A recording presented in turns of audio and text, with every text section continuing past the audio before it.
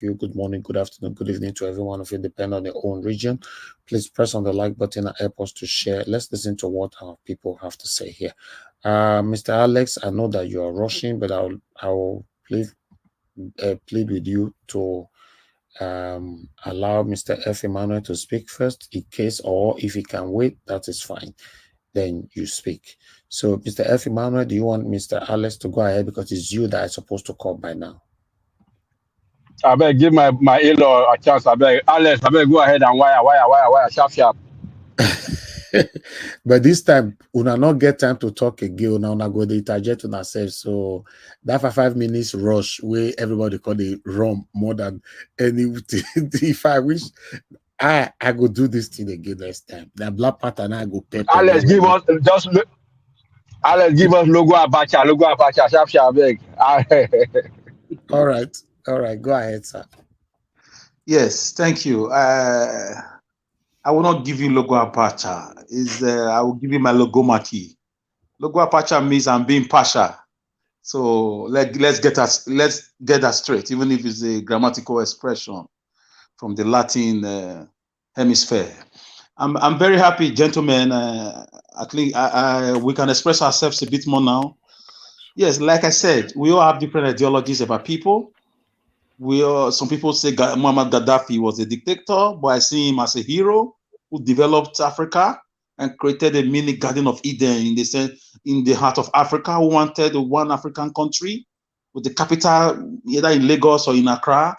He was not even wishing to be the president. He wanted one African currency. So, but to the Western world, he was this, he was that, he was a mad dog, he was Islamic terrorist, and so on and so forth. So we should be careful of the media. That's why Donald Trump said some media stations are fake news. He mentions on names like CNN and the rest. So I don't listen to fake news. So I believe in Donald Trump. I believe in his personality. 3 things that shaped, amongst other things, that shaped my philosophy for him. For a man who is a president, for me in his time, there was no war. First time I think in America recent history. So he demonstrated leadership when he sent a branch of the American military, Team C, it was called, to the northern part of Nigeria to rescue one single American citizen. That's to tell you how much value Donald Trump places on human lives. Donald Trump also was able to meet with North Korea. It has never happened in American history that North Korea dictator was met by an American president. They discussed business. They had interchange. They had ideas and so on and so forth. So and the world knew peace. And that peace now has vanished from the world. So Russia and Ukraine war could not have happened if Donald Trump was there as an American president. Tinubu's saga would not have been like this if Donald Trump was there as an American president. They would have come out outrightly to ask Tinubu, are you really a drug dealer? Because he asked Buhari, are you really killing Christians in your country? Buhari didn't. Before him, he's on camera. The video is everywhere. He also said that when I shook him, American journalist asked him what was his experience when he shook hands with Buhari. He said it was lifeless. He said it looked lifeless. That was because people were trying to relate it to Buhari being alive or being not alive and so on and so forth. Who was the man in Atorok? Donald Trump said he looked lifeless, that the man looked lifeless. And he asked him, why are you killing Christians in your country? He didn't ask him, are you killing Christians? He said, why are you doing it? And Buhari denied that it's a farmer and headers problem. So for a president that is that outspoken, for a president, for me, that brought peace to the international hemisphere of the globe, for me, I give it to him as a pass, because he was a check and balances to political democracies or even dictators across the world. So, and the world knew prosperity under him. For me, under Donald Trump, Nigerian dollar and the Nigerian naira was stronger. I mean, our leaders were a bit cautious. If threatened to publish the names of Nigerian politicians and the money they own in American banks, at the time he threatened to do a lot of things. So this a man, I love his style. I may not be perfect in my belief system. I may not know much like you know, but this is what I know about him that formed my support for him. And let me quickly go back to the Supreme Court. What I said before. I'm not ruling out a possibility of a miraculous judgment. It will take the finger of God. Obi has done the best thing. He has been instrumental to prove to us that we are not one Nigeria. Obi is a revelation. He has become an institution. Obi is a philosophy for me. He has demonstrated character. He has demonstrated decorum. He has brought about tranquility and shalom in the political hemisphere of Nigerian politics. So there is no excuse. Should anything happen now, like maybe a war or maybe what's it called, a revolution that leads to the buying of prominent corrupt politicians, nobody will say they didn't exhaust all democratic, routes. Like Nelson Mandela said, that we will exhaust all possible means of negotiations and democratic dealings before we will go violent. And they went violent before the oppressive, repressive apartheid regime was destroyed. So Obi now will be the last testament, the last book of the political democratic testament of Nigeria. Nobody will open his, will I say, gutter or buccal cavity to tell us we were too violent, which should have waited. Nigerians have waited since 1960, since 1980s, since 1999, first, second, third, fourth, fifth republics, whatever, with all the constitutions. What do we have? Poverty, disease, decadence, infrastructural, decadence, massive migration, wickedness of politicians, looting, killing of citizens, territorial exposure.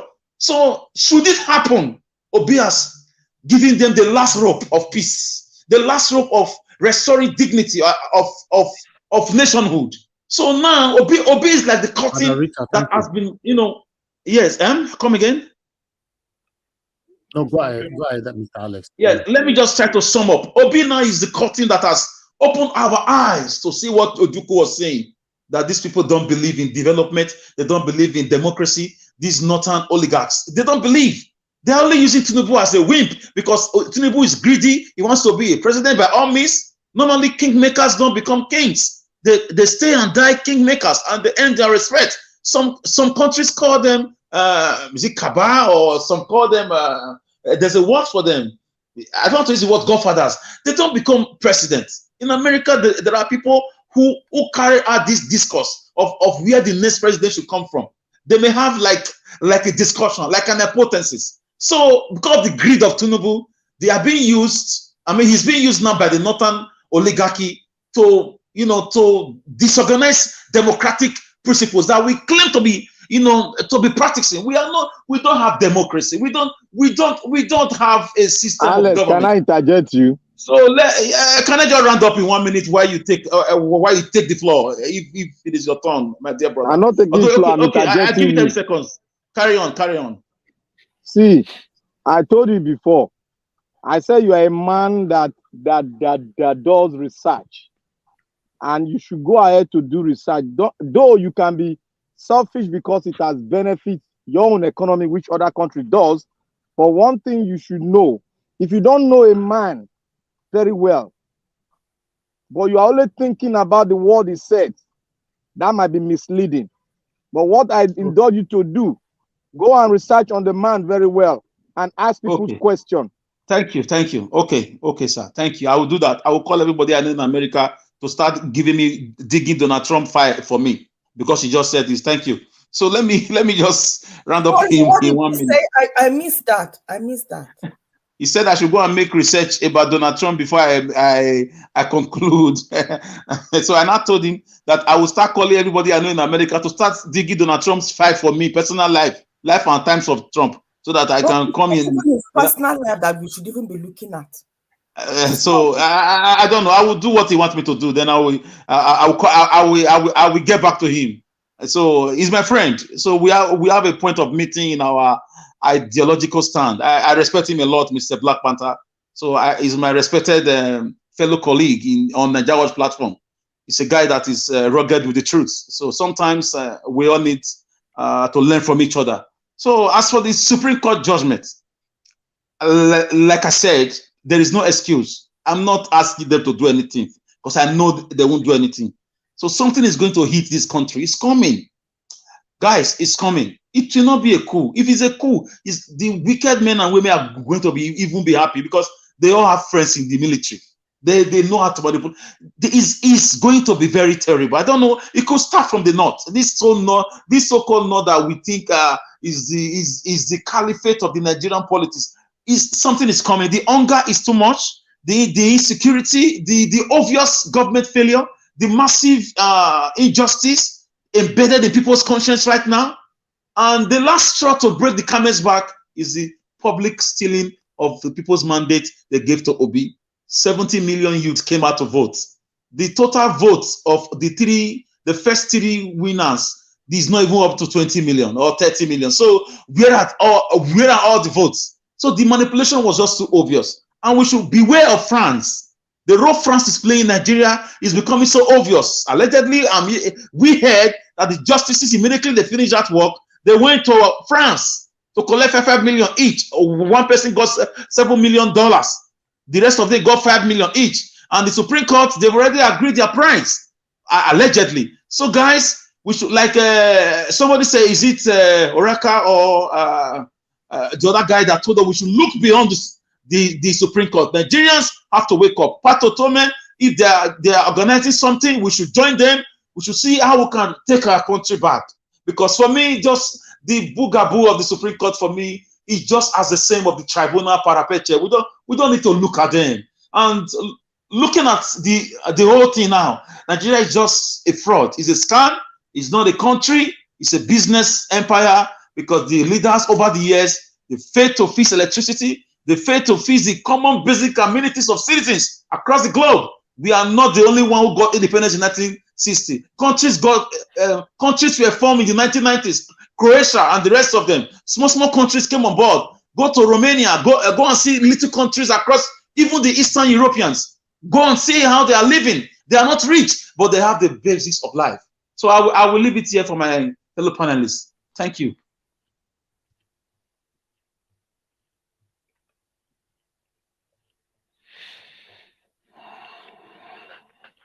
Mr. Alex, you have spoken your. Oh, CM, you want to take over? Continue. Are we going on a sequence, or after Alex, is it the same people who have been here before speaking? No, Madam Rita, you take continue, Madam Rita.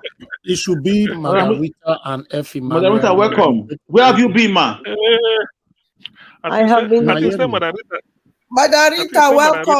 Madam Rita, where have you been? You have to explain to us. Where have you been? Hope you've not been to the tribunal. She has gotten over the shock. You not use Madam Rita to talk about. After Madam Rita, Effie, before I go. Wait, did I hear somebody say shock? Did I hear Black person say shock?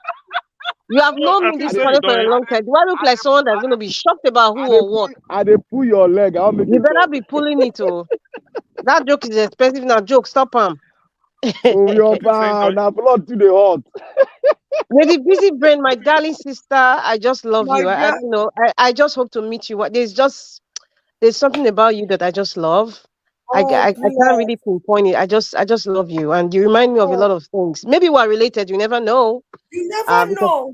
Because I had relatives who grew up in Jos, so maybe and you look like one of my in-laws too. That's from Jos. So anyway, Mother Busy Break time don't finish. Mother Busy Break 5 minutes. You guys have been on. Madam Rita, they talk now. Wait, Mamuja. You guys have been intimidating the Busy Brains, especially Black Panther. And you were talking about you were disappointed with some women. I'm like, eh? In fact, that's kind of alerted my brain. Like, what did I just hear? I don't know if I will bring somebody. I don't know if I will bring somebody in. Anyway, good evening. Black Panther sometimes goes overboard, but it's okay. It's okay. So we I know how to provoke the sheep now. I know how to provoke the sheep so that they will ginger them up. We cannot be provoked. If the sheep is female, we can never be provoked, my dear brother. We can't. Anyway, good evening, everybody. Miss Dr. CM, Black Panther, my darling sister, Busy Brain, Fact Jacka, and F. Emmanuel, and my dear, eloquent, loquacious brother, Alex. Good evening, Amomi Diaspora as well. It's good to be here. I've been listening off and on to what you guys were talking about. And, I want to appreciate, everybody's perspective on American politics and how it relates to what the connection with Nigeria and all that. It's good that we hear different perspectives because no one knows everything. My president, Peter Obi, says, if you feel that you know everything, then you're the biggest fool alive. We learn every day. What I see is we are going through a phase. This world, we are going through a phase. And by nature, when people are going through changes or different phases, things are bound to happen. People get agitated, people fight, there's war, there's hatred, there's division, all kinds of things starts to happen. Listen, that's what the world is going through. The world is going through a lot of change. And I think that right now, the so-called superpowers of the world that has lasted for decades, the West, when I mean the West, I'm just going to be specific on the United States, Britain, and France. It would be unfair to say the entire EU because I believe personally, like, it's not all the EU countries are involved in all these shenanigans going on, even if they're kind of part of that union.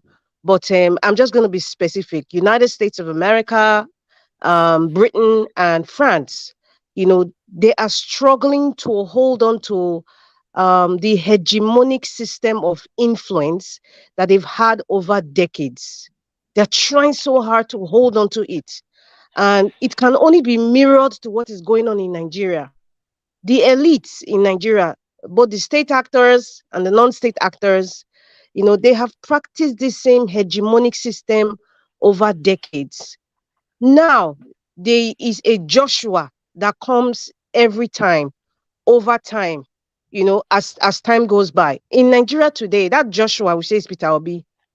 In the West now, within the conglomerate of the G7, Russia is like the Joshua now, and he's trying to gather a lot of allies, and that's what gave birth to like these BRICS and what's happening. And then Russia is and China now is disagreement with the US because they want to take about Taiwan, and the US is supporting Taiwan, and they have Pakistan now, and you have a countries like Bangladesh. You see, there's something going on. Nobody wants to be anybody's slave anymore. Everybody is tired of this hegemonic system that has been going on over the world for a long time. I think, with all due respect to the Middle East, that is what they've been fighting for decades, but because of the mainstream media has given us this mentality that they are extremists, they've done a lot of wrong things, this is what they are, so we don't see things from their own perspective. Now it's coming to us. Now it's happening in Russia, and then people are now, it's like the scales are full of people's eyes, and there's a plethora of information on the internet right now on different people's views, including this forum, talking about, what's happening in the world. And to be honest, don't think that it's not going on. It doesn't concern you. I know we talked about this months ago. I think Mr. Nigeria Watch, we were talking about, I think at some point, what's happening in Russia. And I think someone was like, oh, Russia issue and Ukraine doesn't concern Nigeria. It has trickled down now to West Africa and our neighbors. And you see how we are being affected. And this INEC selected has now been selected himself to be ECOWAS, president of the ECOWAS. And look at what is going on now. Information. There's they cannot even decide on if they have to invade Niger or not. You see, there's something going on in the world. And we all have to get the right information at the right time, continue to teach people and make people understand what is happening. What is happening in the world is the same thing happening in Nigeria. The state actors and non-state actors are desperately, I repeat, desperately trying to hold on to that hegemonic system that has entrapped Nigeria and Nigerians for decades. Even some of our parents believe in the ideology of this hegemonic system in Nigeria. Really, and I would say they were ignorant because a lot of them didn't have, information that we have today. And thank God for the internet. The internet has made us really exposed a lot of things that honestly our parents were not opportune. I mean, the ones that are not alive now, as at that time, they were not opportune to have. And so most of them just agreed with whatever NTA gave them or whatever political leader they thought that was, going for their interest was saying. And it ended there.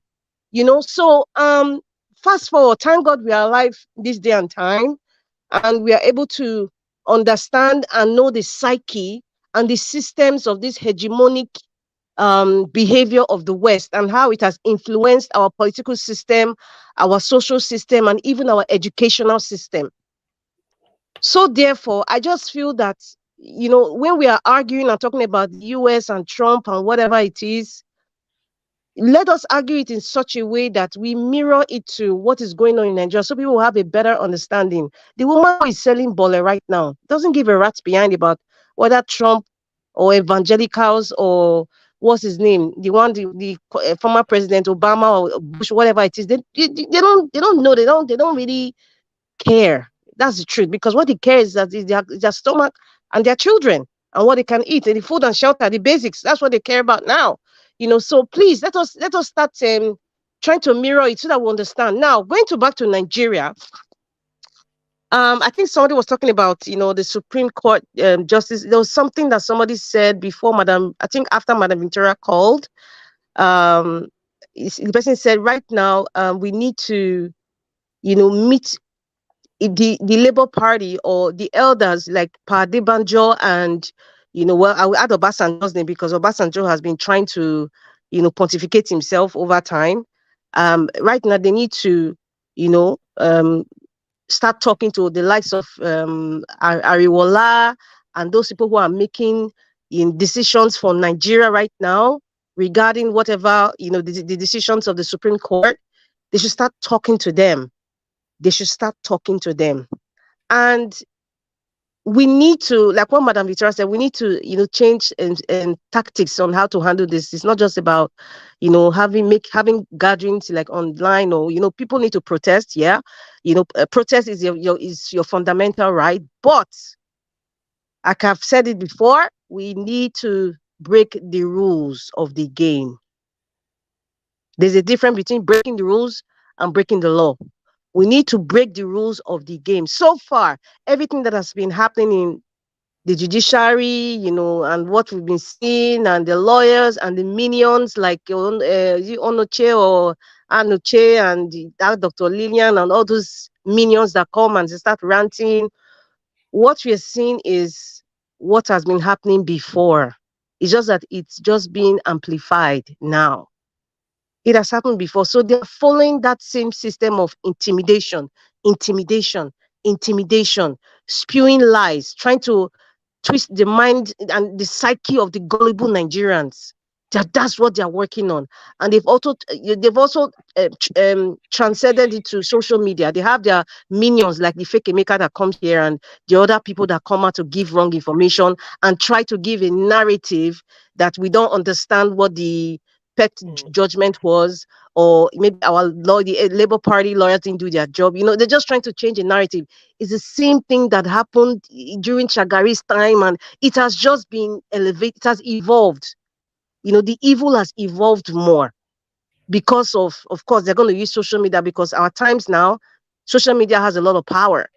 So, and then we have people who can come on TV, who can pay channels, can pay NTA, Arise TV, they can pay like 10 million naira just to have a 30 minutes or 1 hour exposition on the lies, and propaganda against Peter Obi's person, the Labour Party, the obedient movement, and even generally, the sufferings of Nigeria. They want to justify why things are happening the way they're happening. So it's just the evil has just been amplified. So therefore we have to break their rules. We have to break their rules. We cannot go the normal way. If the judiciary, the Supreme Court, if there are other things we need to do apart from them putting the billboard, if there are other, ideas, we can't say it on social media, of course. We can't say it, but the little information we can give, anybody who can break the code can understand. We have to break the rules of the game. It is a game that they are playing with us. We have to break the rules, but we shouldn't break the law in the process of it. That's the only way we can break this code. That's just the only way. That's my opinion for now. I don't want to take everybody's time. Thank you. Yeah, thank you, Madam Rita. Actually, the what is it called, State of the Nation rally. Like I said, I had a preview. Pat Yotomi and friends and other obedience. They held a meeting. I listened to it briefly early this evening, but I couldn't continue. It's quite a Zoom meeting worldwide. People are speaking with Sheikh Husani. Sheikh Husani was the chairman, then Pat Yotomi, the guest speaker. So they're just trying to say something that before the Supreme Court judgment, they want to rally. They call it a rally because if you say protest, all these people that interpret English language upside down will say, hey. So they said it's a rally, probably in different state capitals, whereby people will carry placard and demand the judiciary restore the mandate or do something. I don't know, but really something like that will come up. I think that is just as a reflex to what people are, because we've been quiet for a long time, and because of the way the judgment, with the vehemence with which these people dismissed Obi's petition and Labour Party's petition at the tribunal, people felt that they are up to something, but you never know. So to that extent, I think that's what the thing will address. However, like I've urged people before, I can never lose hope. Never. Even when I know that the Supreme Court, everything is shaky, given Akpabio's judgment and Lawal and all the nonsense they've been doing in Supreme Court, and then the Ariwola pretending to be being on a wheelchair to go and see Agbado very early before even the swearing in. We know all those things, but my destiny is, let this let this rally, let it be massive, let it be the first of its kind in Nigeria. People should really come out, because there's every reason for us for the rally. The hunger is just damn too much. I think there was a video circulating in the internet. I don't know whether it was shown here. There's no difference between when you throw corn, grains of corn to chicken. You see them congregating, killing themselves, to squeeze. I think was it a bag of rice or maybe corn that people were scrambling for somewhere in the northern part. Was rice. But the thing about it is, when you are scrambling for rice, normally if somebody maybe leaves a bag away, you might pay with the person that you are going to share. But the thing is that they didn't even give a damn to the one that scattered all over the ground with sand. They were packing them. I said, Kai, so it has come to this way. And yet these are people that will tell you they will vote APC. So a lot is, to be honest with you, I'm not a Nostradamus, but I know that I have a sense of foreboding. Things cannot just click. And we are moving, the momentum with which we are descending downhill. It will take a lot of I don't know, supernatural power to arrest what is going to happen in Nigeria in the weeks and months ahead. Maybe before the end of the year. This is September and October, November. Before then, something must surely give way, because the hunger, the desperation, in fact, I've never seen Nigeria like this. No matter what, even under when we talk of things are hard, it hasn't come. People are now packing rice openly, publicly, no shame, with sand, in the hope that maybe when they go home, they go and sieve it and remove the sand from the distance. Meanwhile, a bag of rice, I was told, is 55,000. So somebody was saying. So how can Nigerians put up with this? That's why whatever reflex that comes up now, I wonder whether Nigerians are still party blind. After all, nobody is rejoicing. However, let me even also remark this. I found that people that are egging this administration up, people that are in support, are mainly some misguided, wicked Nigerians in the diaspora, to be honest with you. Because when you see that the one that called the Mecca that come here the other day to come and, advertise his, I don't know whether it's wickedness or ignorance, I will call it, or a combination of both. It pains. It pains. Come here to come and be talking, up till now he said Tinubu. And so what? Why is it that nobody is happy in Nigeria? Even when you say you are party, you won. Nobody is clapping, nothing. no show of, sort of joy. Everybody, whether you vote, you didn't vote, everybody is suffering. I mean, it cannot continue. I so much feel so. I know a lot of things. People are people are going through pains, and you cannot put your finger on the next action that will take place. That's why, if really these Supreme Court people, if really, because there's a time will come when you now say, look, do we continue this way, or do we just make history and say this thing right?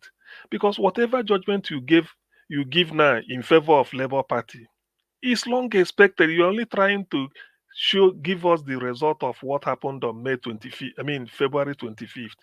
We all know who we voted for, regardless of all this rigmarole. They are doing all this, doing that. You can't take the you can't play with the mind of the people or play with their future. I mean, we toyed with it for a long time.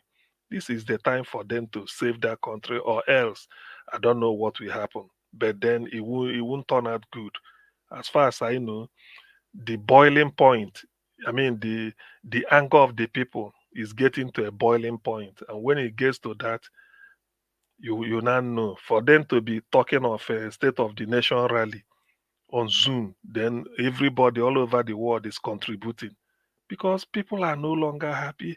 It cannot continue. What else do they want the people to do?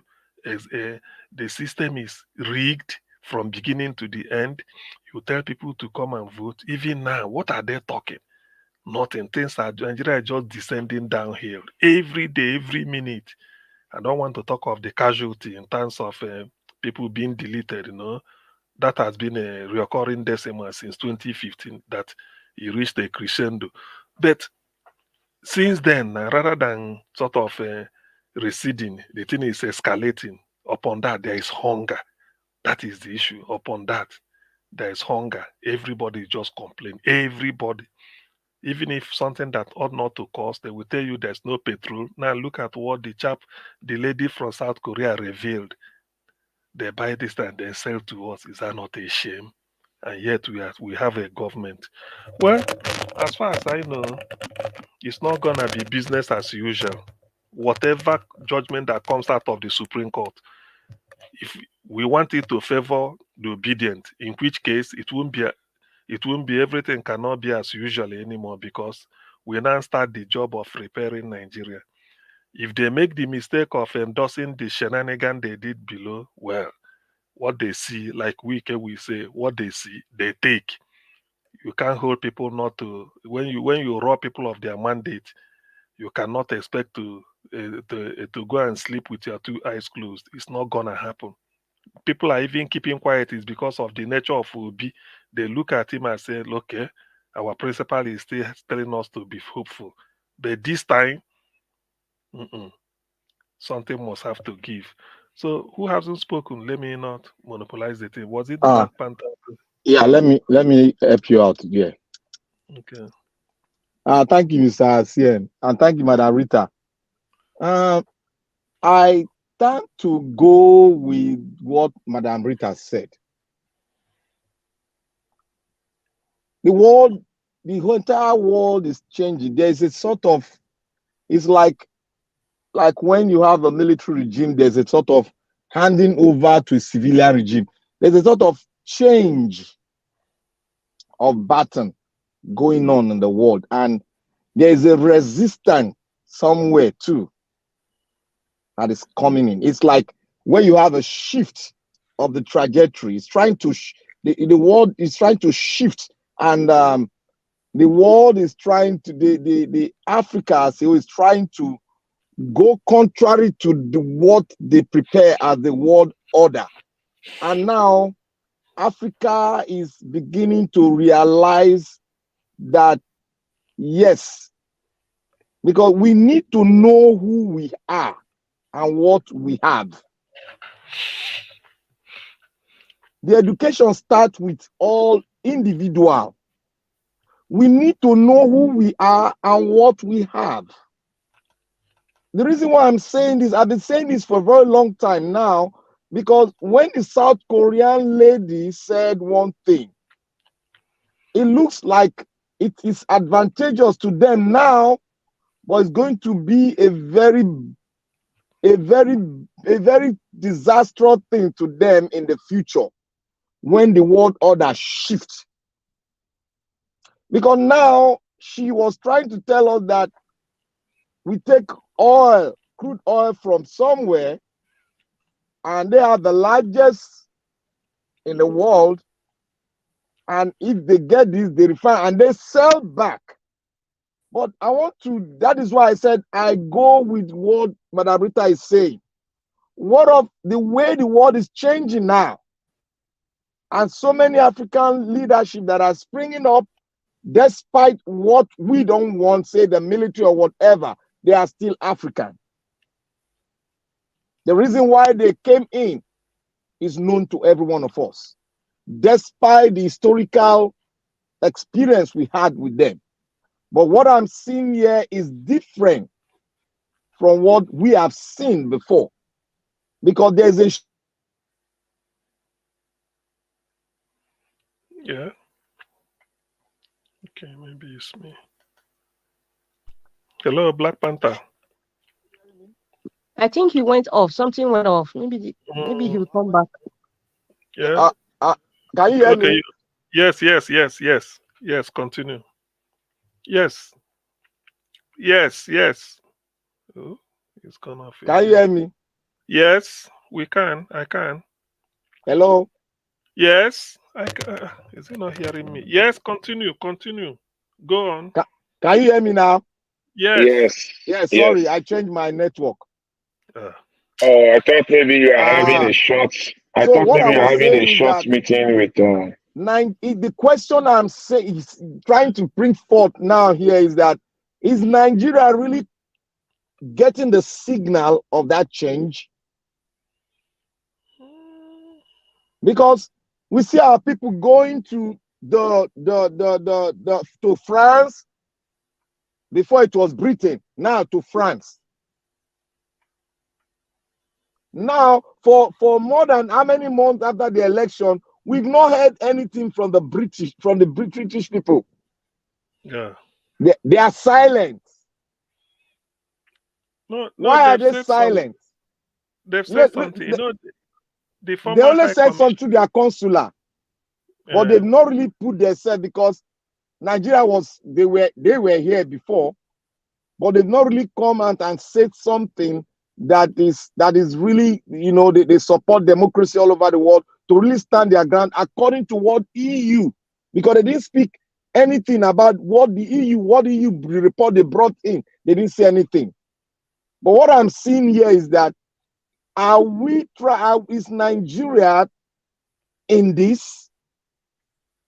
Because there's a trend going on now, and some of us in the diaspora, like what you said, Mr. CM, some of us are just, I don't know what to say about some of us, because I don't know what they are trying to sell. Because when you see what is happening in Nigeria, it's only a man that doesn't have conscience, a man that doesn't have, feeling for humanity, that will stand and look at what is happening in Nigeria and tears won't run out of his eyes. He's only a wicked man.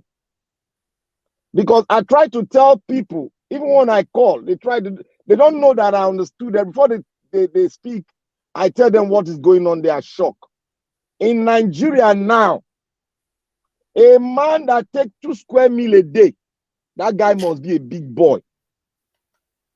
I am telling you people, in Nigeria now, 2 square meal, you are a big boy.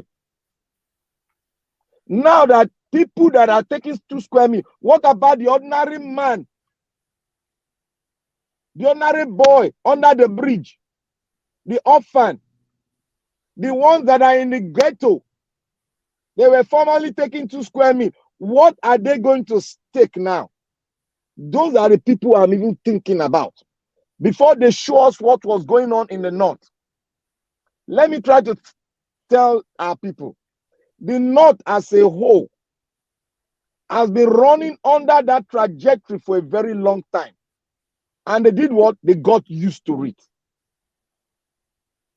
That is why you see that is why when I made mention of the north That was yesterday or 2 days ago. I said, is the North with us in this changing, in this movement? Are they really with us? Because a man who have been bastardized, who have been pushed down to a level whereby he can only believe through his own religion, but when other people say it, he does not really believe. How are we going to change their mindset for them to know that this is their own country and it does not belong to that imam or that man that said he must fight jihad? There's nothing like jihadi war, but this is your country that you need to take. We are brothers in this fight, in this struggle. Are they really in or are they really out? Because what we saw in during the obedient movement was as it was like a wave coming, and a forceful wave came into the North through some that are enlightened. They got in. But when we saw what was really going on, actually, is the North really with us? Because they need to be with us. They are our brothers. They need to be with us. If the North, we have 50% from the North that believe in what we are doing for everybody, the status quo will be shaking now. Ideally, given the level of suffering, the North should be at the forefront. Then the South. That is what I'm saying, because they've gotten used to it. Yeah, but the thing is, they always brainwash them by the moment. Okay, look at NSAS. Do you know that they interpreted NSAS to them that this want to overthrow Buhari? Do you believe that? That was the narrative they were peddling. It's true. So these are the things I'm saying, because a lot of things have gone into the average mind of the northern brothers, our northern brothers. It is only the enlightened one that break out of that place, and they have now realized. But what I'm scared is that will the religious bigotry not press them back again? Because after the election, we didn't hear anything. We are not hearing anything, any signal for them. The reason why I'm saying this is that they are used to this thing, that somebody will bring food for them. One man will say it's because of it's God that made it so. That's true. They have been in this thing, and how are we going to get into their mind and sell this thing that we need to rescue our country back?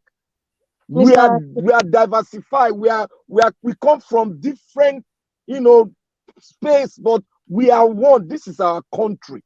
We have no other one. We need to bond together. Mr. Black Panther. That is what I'm taking. But these are the road map. This is what we need to undergo. We need to break that. Mr. Black Panther. There's no need. If you are fighting, the pressure is coming from the south only.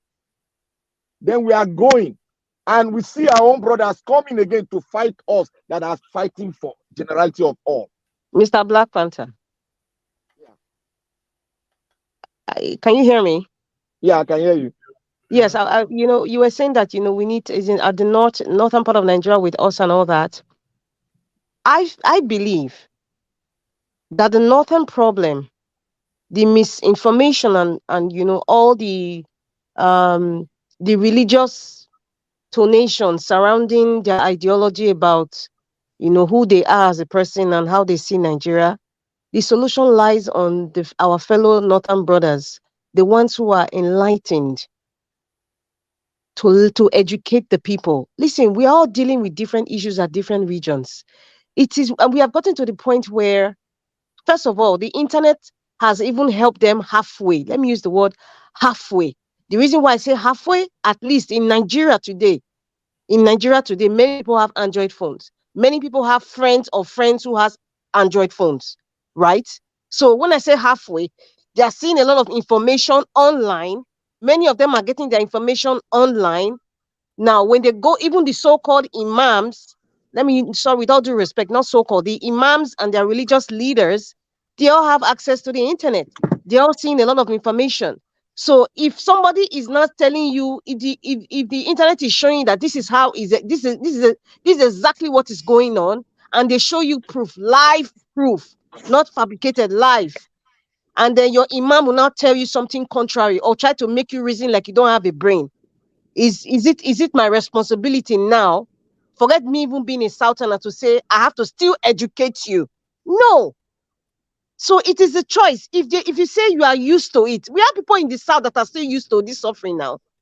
It's not a man that came out yesterday and from Lagos, they were interviewing, that was talking like he was not mentally stable. He was saying we should give Agbado chance. But look at how he was looking. He was looking like a 70-year-old man. So can you convince that man now? He has access to television. He has access to social media.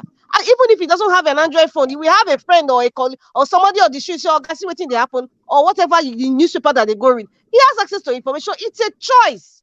It's a choice that the northern oligarchs have to teach their people. The people, if they want to be emancipated, if they're really sick and tired of this continuous suffering, and like, you know what, I have seen on the internet that somebody like me, a Fulani man or a Hausa man or one of these tribes in the north, that I can create a motorbike. The guy that designed this car, is it Chrysler? I don't know if it's Chrysler. No, it's not Chrysler. American car. He's a northern Nigerian man.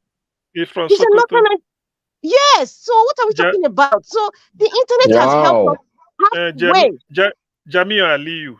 Yeah, I'm trying to remember the popular. It's not Chrysler. I'm trying to remember. Maybe it's Chrysler. I can't remember now. But so somebody, if you want to be inspired, like, how did this man get here? It means that what my imam is telling me with this, how has it helped me over the decades? How has it helped me? So I still don't believe it's the responsibility of the Southerners now to try to convince them. We have the elite, we have the educated people in the South, in the North, that can start gathering up people and start educating people and say this is the right way to go. We are fighting for Nigeria. It's not just about religion. Push religion aside. They can even use Saudi Arabia. They can use Dubai, that everybody knows. Everybody in the North, they go to Dubai. Yeah. All their wife go there. They don't have, when they go to do marriage, they go and shop in Dubai. Everything is in Dubai. All the gold and the fabrics they wear, they get it from Dubai. So they're not. You should tell them, like, listen, even in Dubai, the Emir of Dubai built a church. Yeah. Built a church. You should tell them that, look at, in Dubai, they're not using religion to cause wahala. People are going to, everybody's managing their business. Push religion aside. And they should give them examples where religion has caused continuous suffering. Example, Afghanistan. Religion, there's one imam that talks online, and he talks about what religion has done to so many Middle Eastern countries. And what he's trying to do, he's trying to educate people, like, you cannot force people. You cannot force in this day and time to say jihad. This is not the time of 15th century or 12th century where you say jihad, you're holding sword. You want to carry a sword with a horse and you're running like Omar Mukhtar in Libya of those days with Mussolini. It's not going to work. Warfare is not fought that way. You can't force religion upon people. It's respect for each religion. They should start citing examples of Dubai, because I'm using Dubai. Many of their children school in Dubai, the UAE, and they are hearing me and they know what I'm saying is the truth. So they've seen how Dubai is. They have seen it. It's not the World Cup they did in Qatar. They just did the Football World Cup in Qatar, a highly religious nation. There was nothing like, they did not see, the only thing that was the LGBT they were against. They didn't want that, or alcohol. Every other thing was Christians that were there, atheists, Buddhists, they were playing football.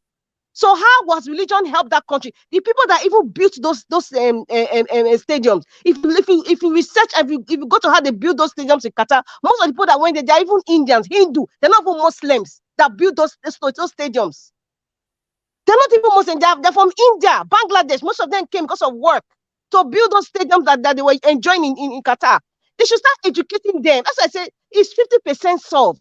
Show them the internet. This is what is happening. And say, are these people Muslims? Look at Dubai. The Emir built this church here. It doesn't mean that he hates everybody there. Why is it different in Nigeria?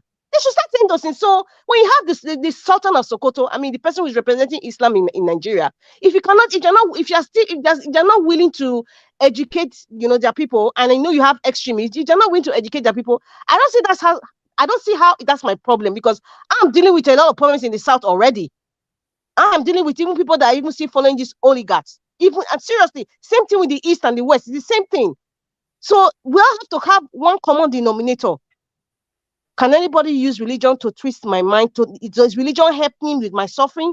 Is religion educating me so that I can stand in the world class and gathering, and I can change my nation? I can reduce suffering in my family and my community. Has religion helped me? Take a look at my life. You know, they should start to look at your life now. All this, our culture, we are the North, we are the owner of Nigeria. How has he helped me? How has he helped the woman carrying all the Amadiri? How has he helped me? You should be asking those fundamental questions. So when their man is talking, the other half of their mind will be saying, but this our guy said, really, this thing has not really helped me. Oh. Maybe I should choose the other way. Look at Dubai now. It's not an emir of Dubai. Even if they've never traveled there, they've heard, everybody in the North knows Dubai, everybody. See, if the emir of Dubai can build a church of Jesus Christ. It's true. A church. Then, so therefore, this religion is not really working in Nigeria. Are they using me? Perhaps they are using me. Because if you look at this imam now, you will not check his children. Perhaps one of the oligarchs has taken one of the children to be a local government chairman, or their child is schooling in Dubai. You look at their house, the car they are driving, and they say, this rank are they the one that they do. This, maybe not they help me. Oh. So ignorance is not an excuse. We have gone past that now. This is the jet age. If you go on social media, and you look at, there's so many websites, Muslim northern weddings in Nigeria, northern weddings. When you see the videos, you see the music they're playing. If you see, in fact, they even dance to what's this? What's this musician's name in the 70s? They know everything. Forget all those hijab and everything. So many of them are fully aware. Many of them are fully aware of what's happening. So that's not our problem. They're just selfish. Let's call it the way it is. They're just selfish. There's no excuse. We are tired. If they don't want to jump the bandwagon, without due respect to them, if they don't want to join, well, they have to find a way to work it out. It's difficult, but it's doable. So they should start citing examples, start trying to convince their people. Use Dubai as an example. Use Afghanistan, use countries that where they put religion, it has not worked for them. Look at where they are today. Use all that so that they are emotional. It's just the same way we talk about pastors now. We're educating people that stop paying tithes. And I'm saying it, stop paying tithes. Stop paying tithes. When we talk about our pastors and GO, we are saying stop paying tithes. So it is left for them now to talk to them and say their imam is preaching religion to twist their mind because of some personal aggrandizement of some kind of political power, why he's not even thinking about the people. Then it is not left for the brave northerners now, or even if they want, I'm talking about if it's religion now, if it's Eastern, the brave ones inside to say, hey, listen, this imam, you're not teaching the proper teachings of the Quran. No, this is not how it is. Okay, look at Saudi Arabia. Saudi Arabia is not a few years ago that they started allowing their wives to drive, even in Dubai now. So people are evolving. What is all this? Wearing a hijab doesn't mean that you cannot live a life. So this thing has everybody should be awakened right now. There's no excuse. Anybody that's giving an excuse, just know they're on the side of the oppressor. That is not rocket science. That's what I have to say, my brother. I'm sorry I took a long time. Mother Rita, what I want you to factor in again is that all these things you say, they are self-evident. They know. But the thing is, for those people we regard as elite or those that are enlightened, to have their hold in power, they have to impoverish their people and not expose them to this type of truth we're saying. When people, for your mind to receive the truth, when people, they've been conditioned not to believe. I think you heard Haruna Goro say it, what they tell them, that look, don't allow these Southerners to deceive you. If we lose power, we become their slaves. The Southerners can decide to go to Europe and wash plates and do anything and send money home and live well. Can you do it? It's only power we have. If you let them, if you don't listen to us, when they say this. So of course I know I can't just give up or rule out that it cannot be changed. But let us know that this is the enormity of the problem before, so that you size you evaluate the problem you are going to face. That communication gap, that is what the people will like to blind. Remember that Ahmed told, I know if you remember, at the early stage, Peter Obi did not venture into the north. Everywhere was saying Peter Obi just campaigning in the south. When is he going to the north? Until that Ahmed granted interview, he said there are a lot of gold land mines they sold for Peter Obi. That's why I told Peter, wait, concentrate on the south now. He had to go to the north, penetrate them, to tell them, tell them that, look, all these things they're telling you is lies. He said it was after that that the northern youths are saying they want to welcome Peter, let him come up. They want to see him. They are waiting for him. So this has always been their system. They impoverish their people, make them not to trust, believe anything any southern person tells them with respect to changing the order, telling them that, look, okay, if you now go and tell them now, if you tell them, look at Dubai, don't you like it? They will. Of course, they will understand it. But the moment they are people, they are people you feel that they will use their language to convince them, tell them that this is what, like some point like Sheikh Husani, they will say, look, this one is a stooge. They want a Christian to come and be dominating you here. Don't listen to them. They are suffering. But my prayer is, let there be a combustion. Let it just come within them all of a sudden, because it's a human nature. You can't cheat people for long. Even when we do not even carry out a crusade to go and educate them or explain to them, like you said. My wish is that all of a sudden they will say no, like Obi has tried in doing to them, because Haruna Goro said, they now said no. They told them to hate Igbo man, don't listen to the Southerners. But they said, look, we've tried everything in the north. Look at the way we are suffering. We will vote for this man. That's why they have to resort to INEC to do all these shenanigans. If not, there has been a revolt, because Obi got votes in the north from Plateau, Benue up till even Kaduna, Katsina. Some voted. They voted. So there's no doubt about that. But however, we shouldn't give up any opportunity. We still have to be saying it. I wish some of the northern people will be coming to this platform. Those that can listen, then we tell them this is what you have to go. Because if I talk to them, yes, they will hear me and get. But what if I turn my back and go? What will then another person come in to inject one type of falsehood, pump some falsehood into their brain, tell them not to remember? You see, that is the thing. That's what we are facing. Most of these things they know, but I don't know why they are so dogmatic in thinking that they do not want to revolt against their people. Because this thing can happen down south. They know it. And that is why the timely revolution, the type of revolution we need that will come from the grassroots, the poor people, the way it is proving difficult in the north, because there are politicians or whoever, in order for them to get hold of the power or what they are doing, they will go and tell them, twist everything, and even sort of blackmail them using religion or tribe. But it will take time. I know it will take time. Who knows? This might be the time, because at least Obi tried. It has exposed them.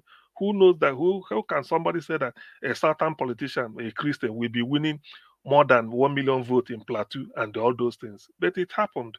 So all in all, we know the problem is there, but we just have to appreciate that these are the challenges we will face. But be that as it may, there's no way we cannot be conquered. Nothing is impossible.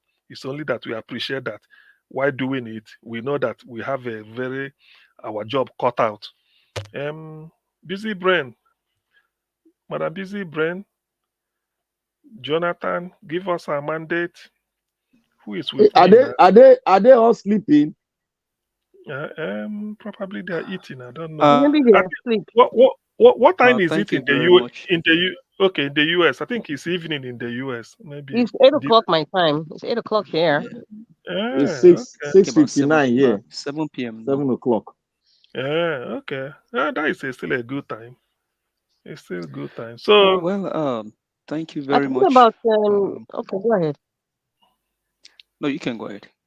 Go ahead. No, I was about to Mr. Emmanuel. I see F. Emmanuel is there. He's not speaking. Okay, yes, it's true. F. Emmanuel. Is it? Yes, F. Emmanuel, the chap. Hello, F. Emmanuel. Maybe they're far away, otherwise they would have had us. What's our mandate? Go ahead now. You guys have hijacked my position now. Since Madam Rita is there, so let me just allow it to flow. Now lie. Now you run away. Now you disappear. Initially it was Black Panther. After that, moderator came. I said, okay, let me allow them to keep talking. Let me be listening. Anyway, how are you guys? Well, not Good bad. evening. Thank you for the wonderful submission once again. Yeah. Well, like once I will submit based on what everybody has submitted, what we need to know now is that the world right now is a global village.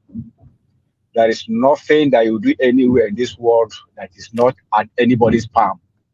So anybody acting ignorant is at its own peril. Sincerely, it's at its own peril because your gadget, your handset is enough tool for you to know what is happening globally everywhere. So if we are looking at the northern people as if they are held, hostage or by their religion or all that, I don't think that should be the major reason. I know a lot of them are still suffering, which I know that, but majority of them right now wise up. Sincerely, majority of them, just that what is holding them so much is that religion. Not as if they don't know what is happening. They are like 99.9 loyalists to their religion than any other thing. Majority of them are aware of what is happening or global happenings, but it's just that they are so much attached to that religion, which is a major stronghold, to break. So that is that. Then for expected, what was it called, Supreme Court, Mhm. as it is right now, I know. Just CJ and Ariola, I know right now he's already feeling the heat. He's already feeling the heat already. Because for him, in his mind, he already seen the goof that Petition Tribunal has caused already. So he himself wouldn't want to maintain maintain that same goofy. So he would want to redeem himself to an extent. Because if you look at that statement that Mr. Ebb is keep playing every now and then, if he does otherwise, then that means the whole responsibility in his hand. I mean, he has told a lie to the whole world what he stands for. So let's just keep hope alive and see how far it's going to go. Because right now, the attack on Bado is coming out every nook and cranny. We've shifted from the petition tribunal. Now we are expecting the Supreme Court, but also expecting what's going to happen in the appeal. Before we get to Supreme. So there's a lot to deal with. That that the Supreme will have to redeem what's it called? Will I say legitimacy? Will cover up his shame rather? So that is that. Then what again for Anoche, that so-called woman. That one is stomach infrastructure now. These people, when they have tested power and after some time they're out of it, they want to go back by all means. So they always want to support the ruling party and, to see how they can wriggle themselves back to power. But unfortunately for her, she has matched the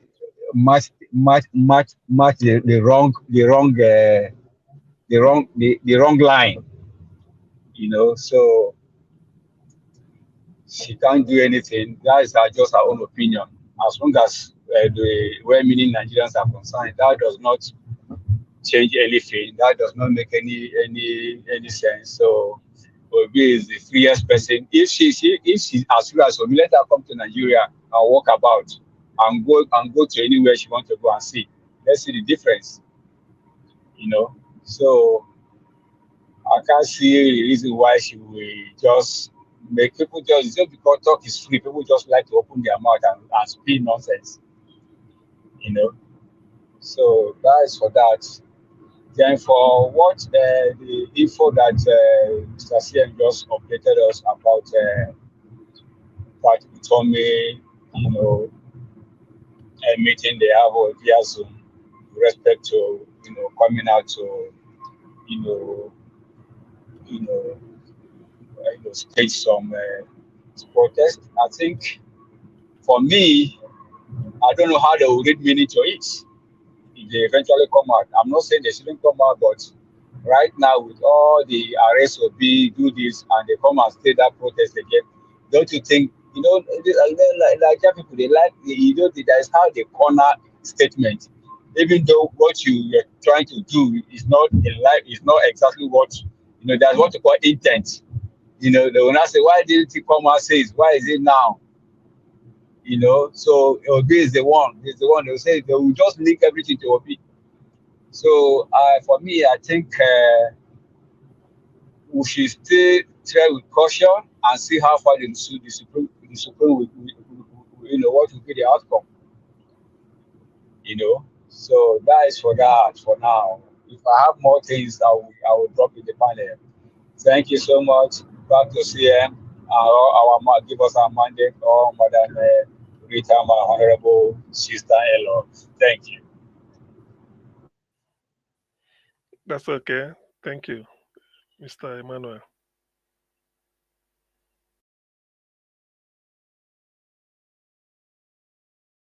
Okay. Who is next? Give us our mandate. We'll talk again. You dey work? Hello. I know. I mean, I have to observe all protocols now. I have to give way for the honorable. Or are you doing any experiment? Mr. Alice is not here to borrow me English. I mean, all protocols really observe. Nothing much to say. You just to say the fact that whoever is calling for Obi's arrest, I think I put it on Twitter that they should do it on time. Onoche, I mean, she would have just gone to Mr. Peter Obi's house and then go and arrest him instead of asking for DSS. You just carried like two DSS and go and arrest him. The American issue that you guys deliberated on earlier, and I think Madam Rita gave a wonderful submission on that, because regardless of what is happening in America, I don't think that's our own problem right now. Our own house is on fire. We should be able to deal with our own situation. Whatever Trump or Biden does here, let the Americans handle their problem. All we care to get from them is for them to release Tinubu's whatever they need to release, even though there are some political undertone. But regardless,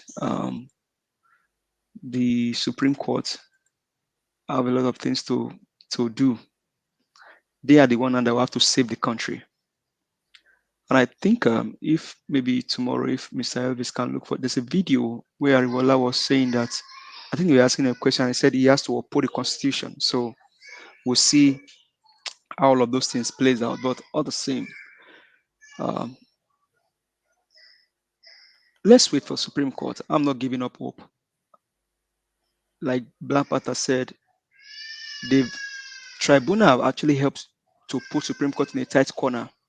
So let's see what they will do. Let's see how they will deal with the situation that they are, because Tribunal have tied the hand of Supreme Court, which is definitely of Abuja, double nomination, and then the forgery. So let's see how those things will play out. So I'll just leave it here for now. Thank you, guys. Okay.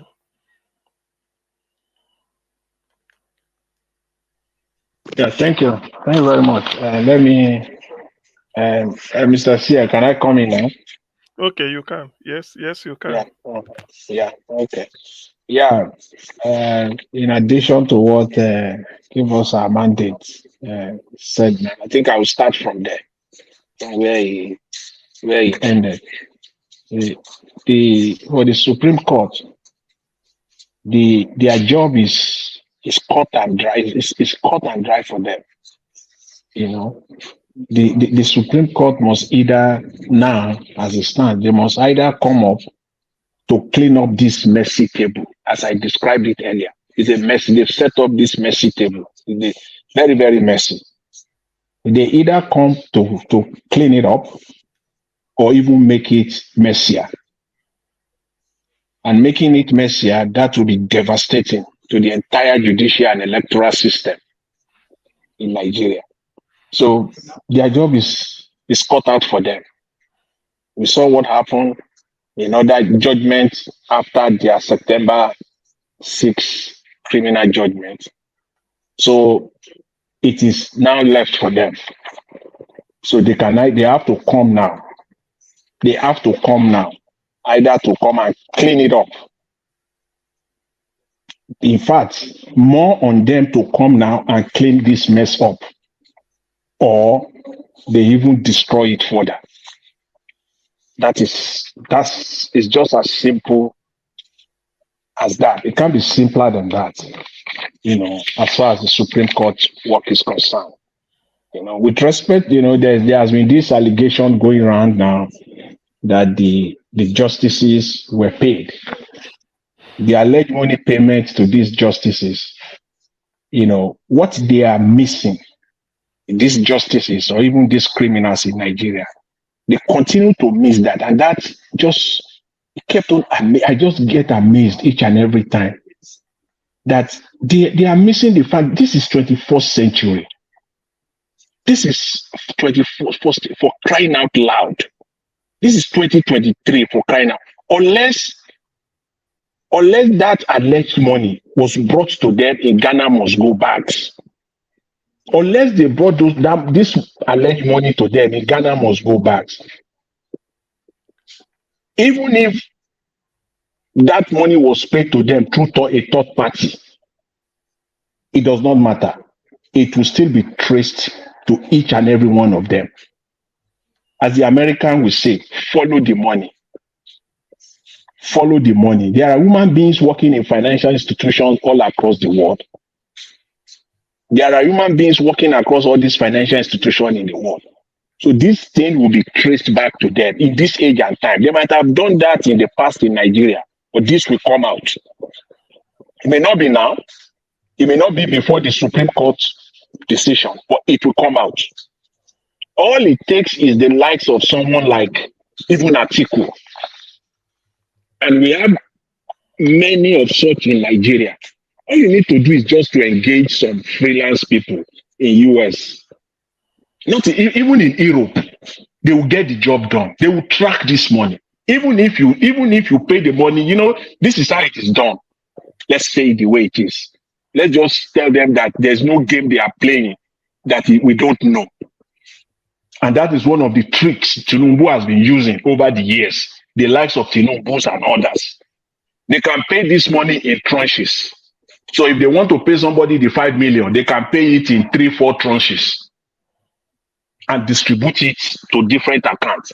But the ultimate destination is the beneficiary, which is the justices. So the money can be traced. It does not matter how they do it. So if you think Nigerians don't know this, gone are the days. Those days are past.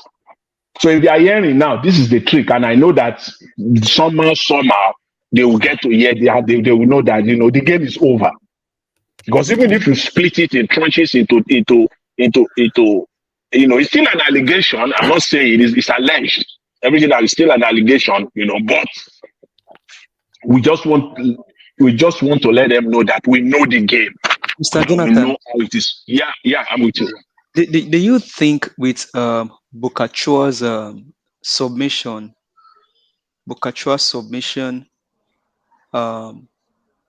then who again? I think what happened during Buhari? For me, it is honestly it is sad that we are at this point in our country where the life of a common man does not matter to these judiciaries. Because if you look at the election, let's take for example that one boy, that 19 years old boy that acquired himself in Plateau Jos.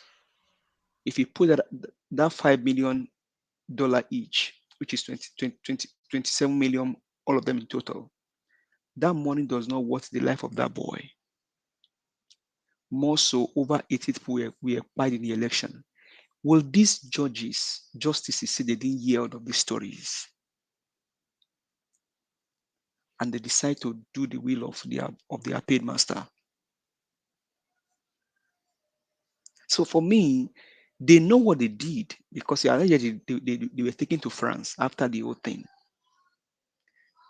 All I can just say to the Obidient is that whoever probably can have a trace of trade, if Obidient have trace of this thing, they should just start flooding the internet with all these monies were being moved around. And I mean, allegedly, I heard from somebody that during the election, Tinubu, he spent about 1.3 trillion naira for the governors in the north. 1.something trillion naira for the governors in the north. So I mean, for me, the judges they just put themselves into trouble. Okay, we don't have a check. It's just that, yeah, I agree with you, my brother. It's just that we don't have proper checks and balances in Nigeria. If not, all those things, they are just small job that the media will just track it and they will just blow that expose. They will bring all these things out. This money that they pay to these people, as I said, it will come out. It will come out. We are going to see it, how this money ended up. It's just that the Nigerians, we don't ask questions. The justices now, they will start buying properties. How suddenly you now have, even if you convert, these are all the strategies. The money will come in tranches, they will convert it to other currencies, to Swiss franc, to Chinese yuan and all the rest. But the money will still be, they will follow the money. They will follow the money to your account. They will launder it. They will launder it. Ultimately, through exactly. A lot of process. One thing that gives a criminal the audacity, the incentive to want to perpetrate the crime and go ahead with it is the idea that he will go scot-free, that he will not be caught. So they know their understanding is that they can do this and they will not be caught. Probably they've got some support or some, from their paymaster that don't worry, we will do this. You will not be traced, you will not be caught and everything. They've got such assurances from their paymaster. But this they forgot again, they kept on forgetting that this is 21st century. They will be tracked. That will come out. It's not Nigeria of the past. Even if they are bullied, because I know there's also the side comment that they are bullied, that probably some of them will have refused or wanted to refuse. But see, in Nigeria, as long as you are part of the system in Nigeria, you are involved in the Nigerian system, there's no way they will not have something on you. They have something on each and every one of these justices. That is the problem they have with Peter Obi. What is Peter Obi's crime? They have nothing against the man. So in Nigeria, it is either, you keep your mouth shut if you don't have anything incriminating in your cupboard. Even if you don't have it, they can still even accept the lies of Peter Obi in, as long as he will keep his mouth shut. He's not going to talk. The fact that Peter Obi is talking and saying a lot of things and bringing a lot, that is what is killing them. Fine, they can't find anything against you, but can you keep your mouth shut? That is the problem they have. So in Nigeria, it is either you keep your mouth shut, fine, we can still manage you, we can still accommodate you, while they are working so hard to make sure that they put something in your cupboard too, because they know that you are a threat. So there's nobody in Nigeria, without exception, no exception. In fact, categorically, as far as no exception, all of them have something in the cupboard, inside their cupboard, that can be used against them at any point in time. That is the reason why what Madam Rida, alluded to earlier. It's a messy system. It has to be completely, breaking down. Everything must be brought down. There is no everything must be brought down in Nigeria. The game that they play, everything must be brought down, because there's nobody in the Nigerian scheme of things right now that does not have one thing or the other in his cupboard. And if you think you are a saint, that you can go into this system as it were right now, You want to, without the intention of, first of all, dismantling the whole process. That is what is killing them about Peter Obi. Peter Obi is not even just saying that, okay, I'm coming in and the status quo will remain. I'm going to break the house down. Even overtly or openly or covertly, he has expressed that, and that is what is killing them. They can't withstand that. Somebody that will come in and break everything down, they just can't stand that. They can't. And there is nobody in that system. Nobody will come in Nigeria now and say he's a saint. I will just go in. I'm good at that. I will just want to contribute to the system, my own quota. When I get there, you know, they've used this phrase for us over the years that you cannot contribute from the outside. You have to be part of it to be able to contribute. It's a lie. Once you get inside, the first thing they will do, they make sure they get you within the first few months. They will throw some things at you. You know, like when you want to catch, you know, when those days you want to get a bird, you will put some food like a trap, and they will pretend as if they are not seeing you. They will put some millions and billions around you and pretend as if they are not seeing you. And then you too, over time, you will pick it up. That's all. And they will pretend. Nobody will talk. They will even come out to praise you. That's it. You are in already. That's how they capture each and every one of them. So you can't go into the Nigerian system as it stands. That is why most of our Labour Party representatives, all of them, they kept quiet. That's it. In fact, one of the things that they should have done, the finest opportunity that they had, was when Tinubu nominated Fagbemi. At least you must set the record straight. Let it be on the record of the Senate.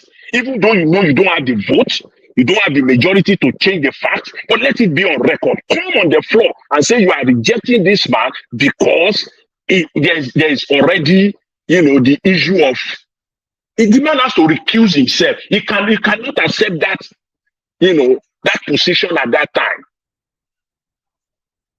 There's a conflict of interest. The Labour Party, that was their finest opportunity. They say nothing. They kept more. You are not saying it because you want to overturn it. You are saying it because you want it to be on record. On the floor, it will be on record. Everything you said on the floor of the Senate is on record is on the archive. You have to state it clearly. They didn't say anything. They didn't say anything. So that they have put honey in their mouth. Nobody. That is it. That is it. That's what I was saying. That once you get into the system with the idea that you are a saint, you are coming in. So no, once you get in there, they will just put your own trap for you. And once you lick it, once you take it, it's all over. That's it. You can't say anything again. You become their puppets. They can now be running you up and down the place. So that is the problem we are. We are not fools in Nigeria. We know that 2 + 2 is 4. You know, it is inconsistency that can come up, and then you will start telling us that 2 + 2 is 6. Another one will come and say 2 + 2 is 8. Another one will come and say 2 + 2 is 10. We all know this thing, even in law, where it is said that, you know, the law is based on interpretation, that it is based on the spirit of the law. Still, the law is not stupid. It is not stupid. Coming up and telling us that 2 + 2 is 6, thinking that we are all stupid. No, we are not. We are not stupid. That's what this judiciary is taking Nigeria. They have taken Nigeria and Nigerians for thus far. But again, as I started earlier by saying, it is now in the Supreme Court. You know, it is in the Supreme Court's court. The ball is now in their court, either to clean it up, because if they don't, it will get messier and messier. They've given all the other tribunal the audacity now and the green light to be coming up with this absurdity, all these judgments that has no place in the law. So That's it. They have to come out and clean it up, or they make it messier. And as I said, that will not be that will not be good for Nigeria at all. And I think we are going to hear more of this in the coming days and weeks. We saw that today. Osita Chidoka, he stated it clearly, even though he's a PDP man. He stated it clearly today. I mean, it was the interview yesterday with Sheung on channels. He raised a very fundamental point that I think we're missing. And that is the fact that the results announced at the polling unit, when uploaded on IREF, the purpose of it to be uploaded on IREF is so that it can be compared.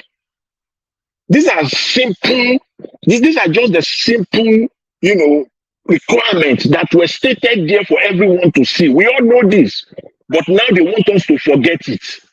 They don't want to talk about it again. That the purpose of uploading the results, so that when the collation is done and there are discrepancies, there is a reference point to go to. And the judiciary, these justices say nothing about that. They did not even say anything with reference to that. What they are saying is that it does not matter. That was a fundamental, area that, Osita Chidoka raised, today or yesterday at channels. So they are all coming out. Oshitoku also said so as well. The impunity that is going on. Sorry to interject you. Yeah. I want to state here, the lawyers in Nigeria, I believe they are into this compromise itself, because they are not really coming out. People like Falana should come out and speak the truth, because this is not justice. What they released in the court of law, it was a sham. It was very clear that they were compromised. Very, very clear. They couldn't even query INEC. Rather, they were supporting INEC, as INEC has become authority. That was why we were saying here that how could you give such power and the sovereignty, the right to choose a president, despite you go all out to vote for one, but INEC will determine who is going to be the president. I thank God one panelist, I think it was in channels, no, Arise, that said that. That is the lacuna in your electoral law.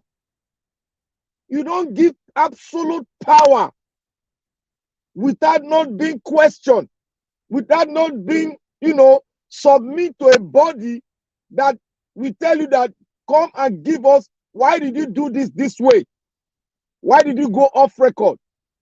They own nobody explanation. They only own themselves explanation.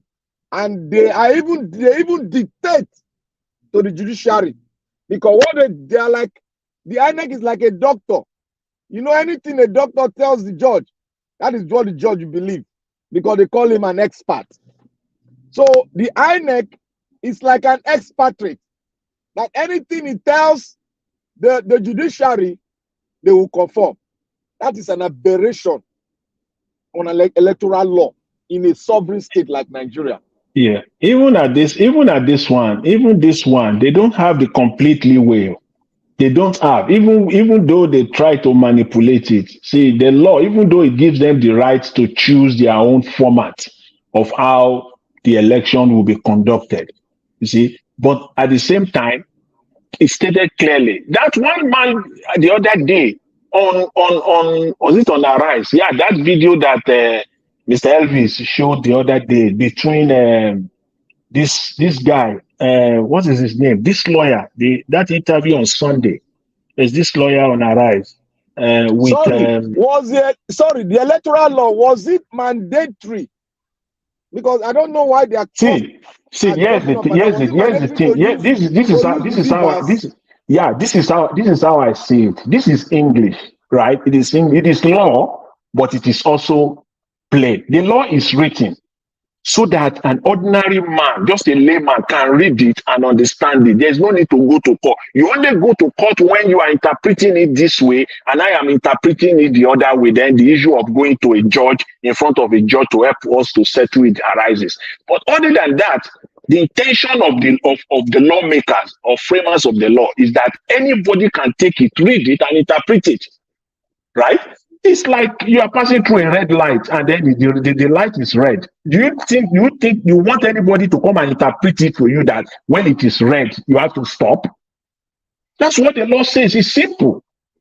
So you see, it gave that law, that electoral act that they are all, pandering all over the place now. That's section 62, 63, 64 of the electoral act. It gives INEC fine, right? It gives them that right. Okay. It also, the right that it gives them the mandatory right, and it also gave them there's part of it that is mandatory. There is part of it that is not mandatory. The beavers is mandatory, right? That I know for sure. The beavers is mandatory. The other one, which is the upload, right, is not stated in law, but it's stated that INEC will choose how, which method INEC will determine. And then once INEC choose that, that's it. The INEC cannot, as they say in law, they use this word, they say, appropriate and reprobate. You can't do that. INEC now come up and now say that, brother, okay. See, that is where the problem is. INEC will determine what method to use. That is where the problem is. That is where the politicians break the back of the camel, because that clause was not supposed to be there. They should have made it mandatory. If it is electronics, let it be full electronics. Nothing like optional. Yeah, if at the end of the day, you see, the INEC throw away this process of uploading results, and allowing, the results that are collated and those want to be compared with the results that was, uploaded. Then what is the idea of spending that money? That's so much money on this technology. You don't need it. Then you just let us know that it is still manual process. It is still manual process. That the only thing is that there will be accreditation.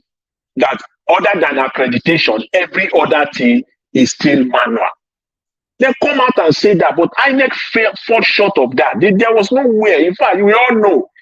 And if the judiciary really wants to be true to itself and to sustain Nigerian electoral law, Nigerian constitution, to uphold the Nigerian constitution, they must hold INEC responsible.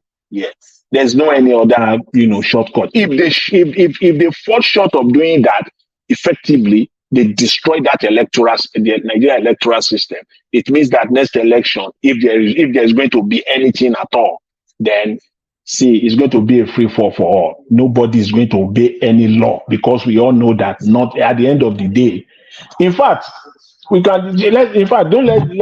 don't think it is even appropriate now to be talking about another election in Nigeria, when first of all, it is still this same criminal that conducted this election that is still sitting. He's still sitting there as the umpire, as the chairman. So it will be an aberration for anybody talking for change now, talking for things to be done, calling the judiciary upon the judiciary to do the right thing now, to be talking of another election. It will be hypocritical. It will be very unbalanced. You see, so I think that should be set aside. Our focus now should be on the judiciary doing what is right. That is the Supreme Court now. They must set things right if they don't want to, completely turn everything upside down in Nigeria. I'll leave it at that for now. My brother, well said. It well said. I like your submission. See, where you know that this country called Nigeria is in short, is just a scam. You know that this country is a country that does not observe the rule of law at all. Right from when this currency redesign, just look at where there was a court injunction, court order. Buhari is acting differently. El-Rufai is acting differently in the same country. In the same country, and in the same law that is binding both same country. Everybody is acting differently. See how they are disobeying court order left and right. So that alone is already setting precedent to any other institution to follow suit. So that's why INEC can do whatever they are doing, and they are getting away with it. After all, if the president cannot observe the rule of law, if the governors cannot obey the rule of law, then why can't we do the same? You know? So that is a major thing. And this law is the last hope. The judiciary is the last hope of a common man. Okay, the high and mighty are breaking the laws. They made the laws and they are breaking it. INEC conduct an election just like a game.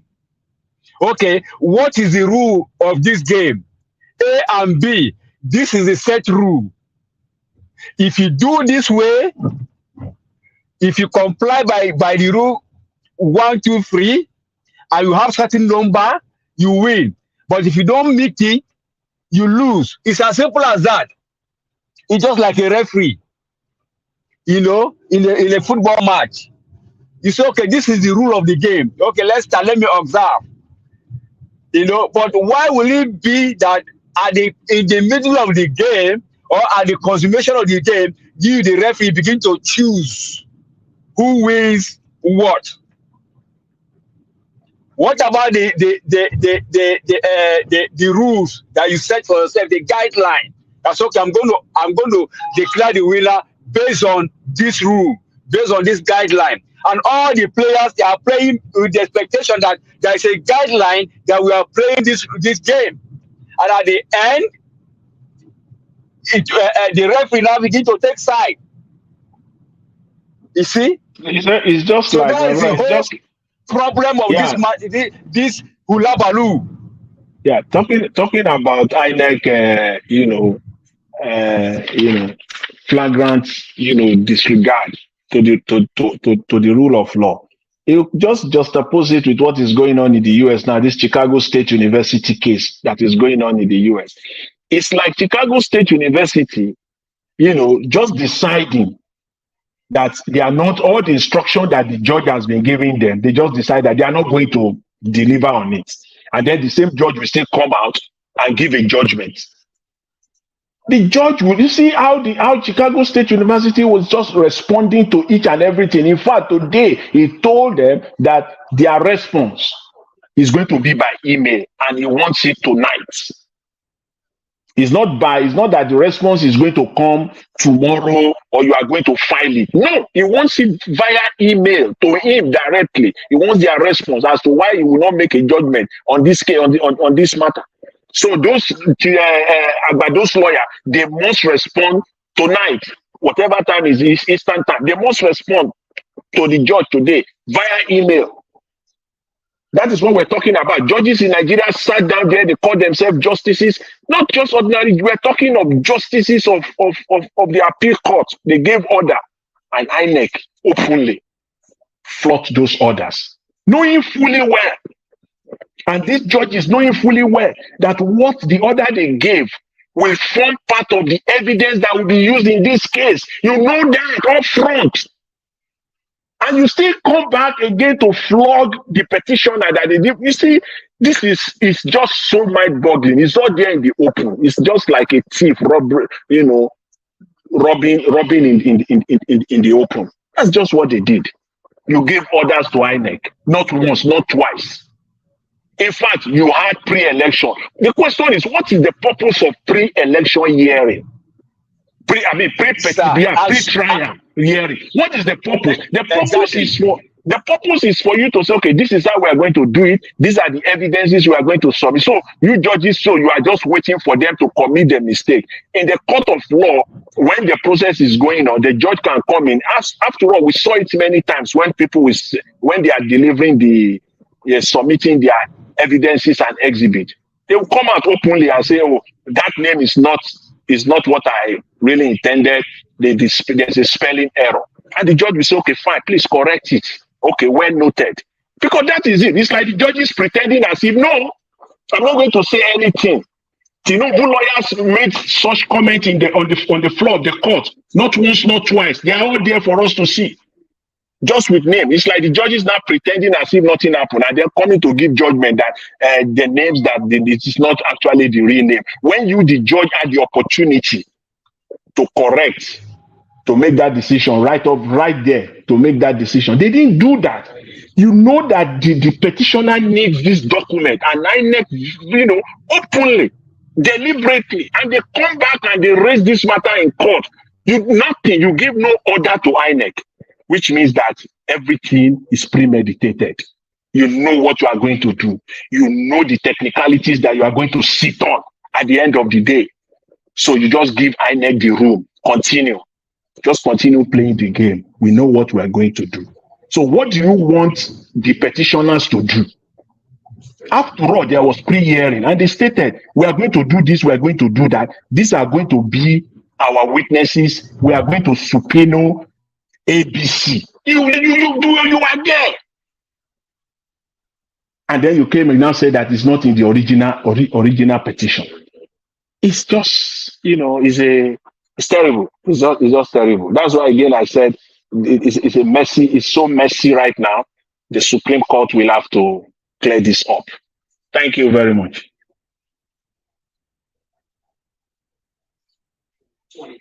Why I must say that, I don't have any, I must clear that, I don't have any confidence in the Supreme Court. I don't have any confidence or any trust that they are going to do anything, good. Not at all. As far as I'm concerned, I don't have it. But again, their job is well cut out for them. Thank you. Well, you've spoken well. You've spoken very well, and I believe, like I still stand this my solid ground. That I am scared for the Supreme Court, because the Supreme Court has already given a verdict on the 25%. How are they going to now go against their own verdict? That is what I am concerned. And people, we are seeing this as a very light thing. If the Supreme Court, my brother, you see that is my brother. You see that Black Panther.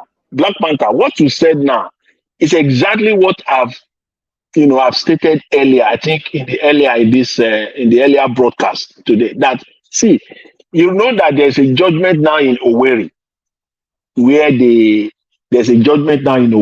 they gave they disqualified this House Rep PDP man from Owerri, right? They throw the man's case. The PDP elect the House of Rep Ikenga, representing North-South Federal Constituency in Imo State. It was removed by the petition by the tribunal yesterday. The tribunal sitting in Owerri. It was removed. His election was upturned. On what ground? On the ground that the primary election which produced him was invalid. And the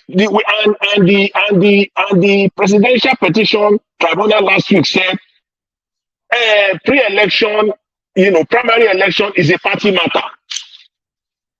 So they are now turning their own decisions, their own judgment upside down.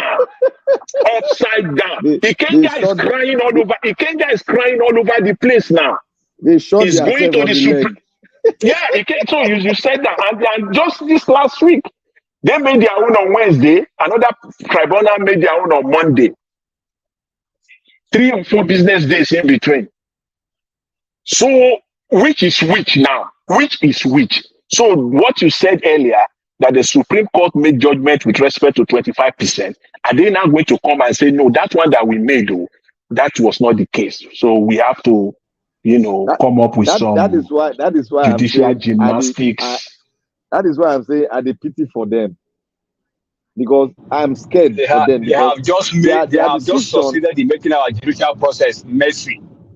That's just what I've just done. They have just succeeded in making all our judicial process messy. their decision will lead to lawlessness in the country. I'm telling you this thing.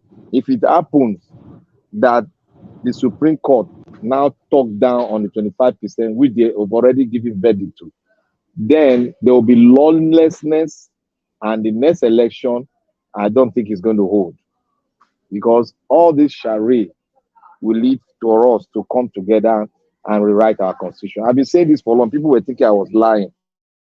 It's correct, my brother. See, the Supreme Court, that decision that I was referring to earlier in Owerri yesterday, the Supreme Court will probably, most likely, throw it out. On what ground? That there was a subsisting judgment on that, right? So if they use that to throw that out, on what ground are they now going to stick to 25%? They also have to throw that out now, that they're on the ground that there was a subsisting Supreme Court. So you cannot say, okay, that one, there was a Supreme Court, previous Supreme Court judgment, so we are throwing it out. But on 25%, no, there wasn't. So if you can see inside the muddy water that they now find themselves, that is what corruption does. It makes you stupid, and you will become so inconsistent and so hypocritical. The one that this man commit perjury, and you are not saying it's non-intentional. The double nomination is non-intentional. I don't know if that is in law book. When you commit a crime, you say it's non-intentional. I need a lawyer. Now they are telling us that ignorance is acceptable. It's not enough. It's not acceptable enough. That is the quotation now. I need a lawyer to tell me to make me understand. Though I am confused. When Donald Trump said Nigeria is a shoothole country, you think he's just talking? When Nnamdi Kanu say Nigeria is what's it called? Zoo, you think he's just saying? So these are the indicators, these are the parameters that when you put one or two together, you begin to struggle how to even call this country. If you want to back them up in this area, they slip up. If you want to consider this area, no angle that is working. All the institutions are in the state of comatose. What a mess! It is a complete. It is a complete mess. In fact, tsunami or whatever that delayed justice there. In fact, see, he even quoted categorically, not an assertion, categorically that Nigeria has 37 states. He said it. I was even, maybe, when you are listening to that judgment, sometimes you will miss some lines. You will miss some lines here and there, to actually put it together and to make sense. But when you now have the opportunity to see it, you see those judges, those judges, there's no how they're not going to arrest them. Just what? There's no how they're not going to arrest them. As time goes on, something will prompt up and they will seek for their arrest. That is how they arrest the former Chief Justice now for just small thing that they did wrong. They now make it so big. What they've done for misinterpreting the Constitution, they are going to. It's more than a criminal offense. The way I see it, when you use logic instead of you to stand as an authority to interpret it the way we see. This in is English now. There's no spirit of the law in 25% now. There's nothing like spirit of the law. There's nothing like say you use your own assumption. You can't use your assumption in a law court. It is your own understanding and your own how you are, you can't use assumption. Assumption is way out because everything that judge said was that his own assumption. That means it's not even clear in his own knowledge of the Constitution itself. It will say, if I may quote him, it will say, in my own view. That's the word he used, Tamani, over and over and over again. Should a judge says, in my own view, you are sitting as an authority. There's nothing like in my own view. You will stand as an authority and stake your neck there. That is why you are a judge. You know it. Experience has shown it. You know it. But when you say, let his view remain his view. Let his view remain his view. Let's look at the Constitution. What is the Constitution saying? It's the Constitution that brought him there. That same constitution that he swore and got to that seat where it is today, let him follow the constitution and forget his bloody view. His view is not the constitution. It's just his opinion. System where there's no check, a system where there is no checks and balances, the impunity, inconsistency, and outright criminal acts will be the order of the day, where there is no, because even if they have the intention, they want to do it, but the fact that they know that there is a check, a proper check or recheck on them, that will make them to kind of slide back a little bit, because as human beings, human beings will always be human beings. You can't give people total benefit of doubt. You can't, especially in Nigeria. Every Nigeria, especially those that are in authority, even those that claim that they are saints, they have that propensity to be corrupt. To be corrupt, because there is nothing robust about checks and balances. Nothing. Where do you want to start from? Where do you even leave the three arms of government? We know that those ones, they are beyond redemption. They are corrupt beyond redemption, unless there is a complete breakdown of everything, of the rules that they are applying right now. You see? What about the media, the civil society? Those ones are even, they are even, that country, as long as you are there, you are in that system. You see, there's no way. There's no way. You just have to be on the path of history and follow the movement to restore Nigeria back. But if you say you want to one way or the other be part of these people, be part of this system, in short, you know what I'm thinking? I miss Gani. If Gani was alive, all these people would be in trouble.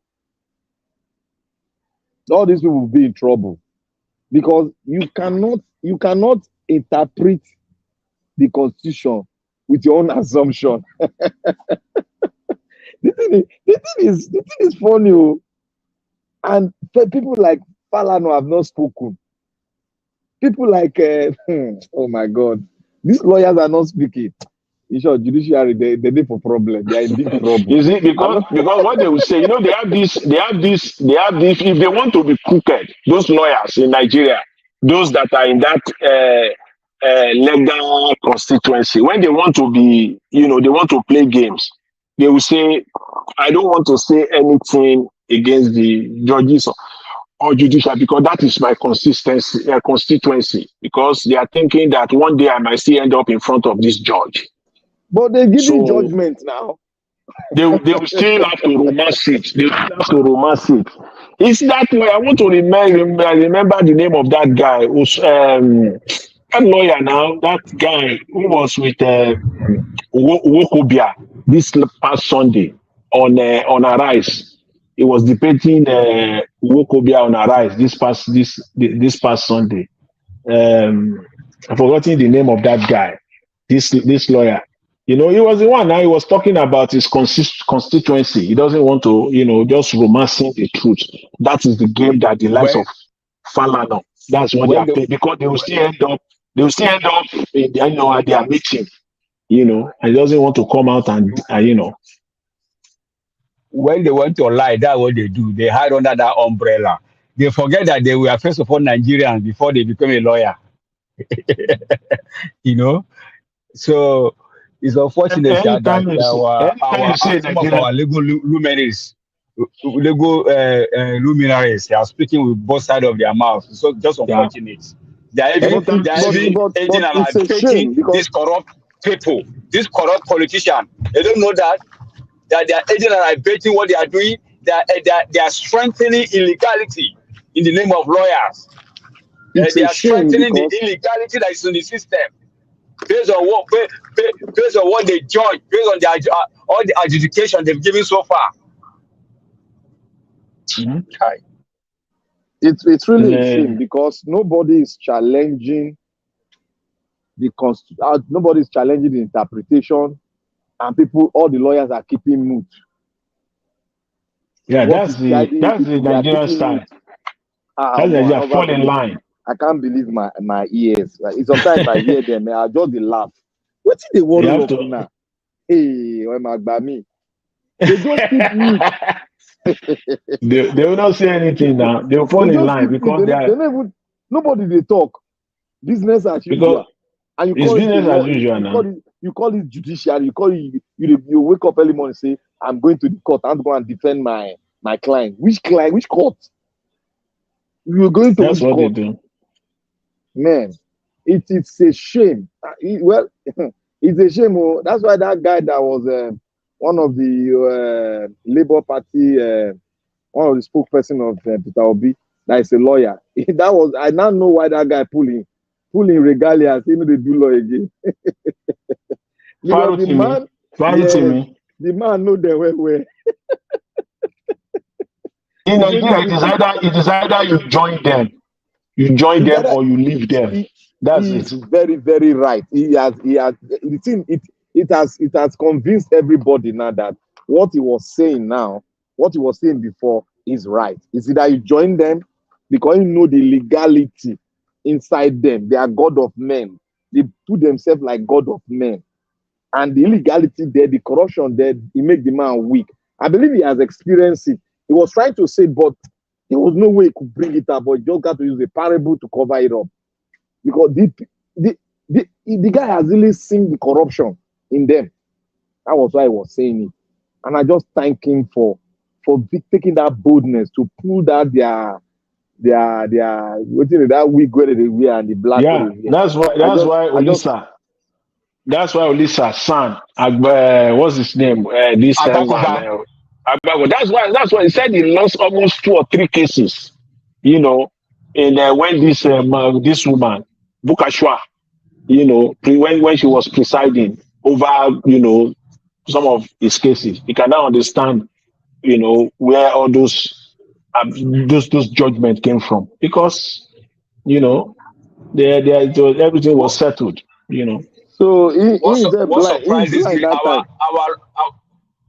our lawyers, they behave as if there is no other, like other African countries within the West Africa, other, you know, African countries. They also have lawyers too now. Didn't they see how they handle that? Look at Kenya. How long did they take them to handle theirs? They will tell you, you know, Nigerian lawyers will tell you that if you don't fall in line, you better go and be charge and bail lawyer. If you don't want to be charge and bail lawyer, you want to be in, you have to fall in line, you know, here and there. And then, you know, you have to be a good boy to to those that are up there. You must be a good boy. First of all, they give you preferences. Make sure that your cases are taken to judges that will give you that, you know, in short, that treatment. I know they respect any lawyer again. All of them, I laugh, I go to life and see them. Is it if you lawyer, you lawyer? See what your papa they do for court.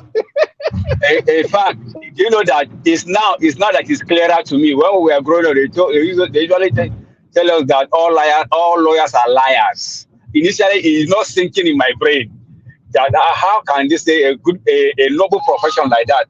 How can they say they are all liars?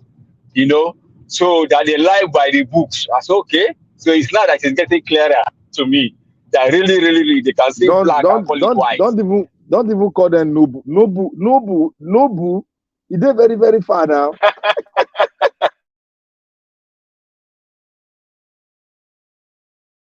These people, they be gangster where they wear gun. They are gangster. That's just it. They are gangster. They are just, it's all stomach infrastructure for them. Because, see, that guy, if any one of them comes on this mainstream media and say anything contrary, number one, in fact, if he has any case at all or cases that are kind of mouth-watering, they will withdraw those cases from him. They'll give it to another law firm. So he knows he knows that that's where the problem will start from. So there are cases that all those mouth-watering cases where they make their money, they are paying them millions. They will just withdraw those cases. They will just go and look and say, okay, maybe, you know, all these Nigerian politicians, they are in the board of directors of most of these companies that have big cases in the courts that are pending. Some of these cases can run for 3, 4, 5, even 10 years, and lawyers are eating out of it for all that period. They will just withdraw it from him and, you know, give it to another lawyer. That's all. It's all about the amount. That's what they are in. Like that is how it works. It works. That's why you see a brilliant lawyer in Nigeria. He will not have any headway. He won't have serious headway. He will not be neither there nor there. He will just be, like average lawyer in terms of, monetary or financial success, in his career. But you will see some mediocre lawyers. You don't even know where they come from. They will give them all these mouth-watering cases that will end up in the Supreme Court. It was this period that I began to see some people. I said, how did this one even get SAN? How did this one become SAN? I started seeing some people that, oh my God, that thing they call SAN, they have rubbish it to the point where you just see some people, you just be imagining that, how did this one get it?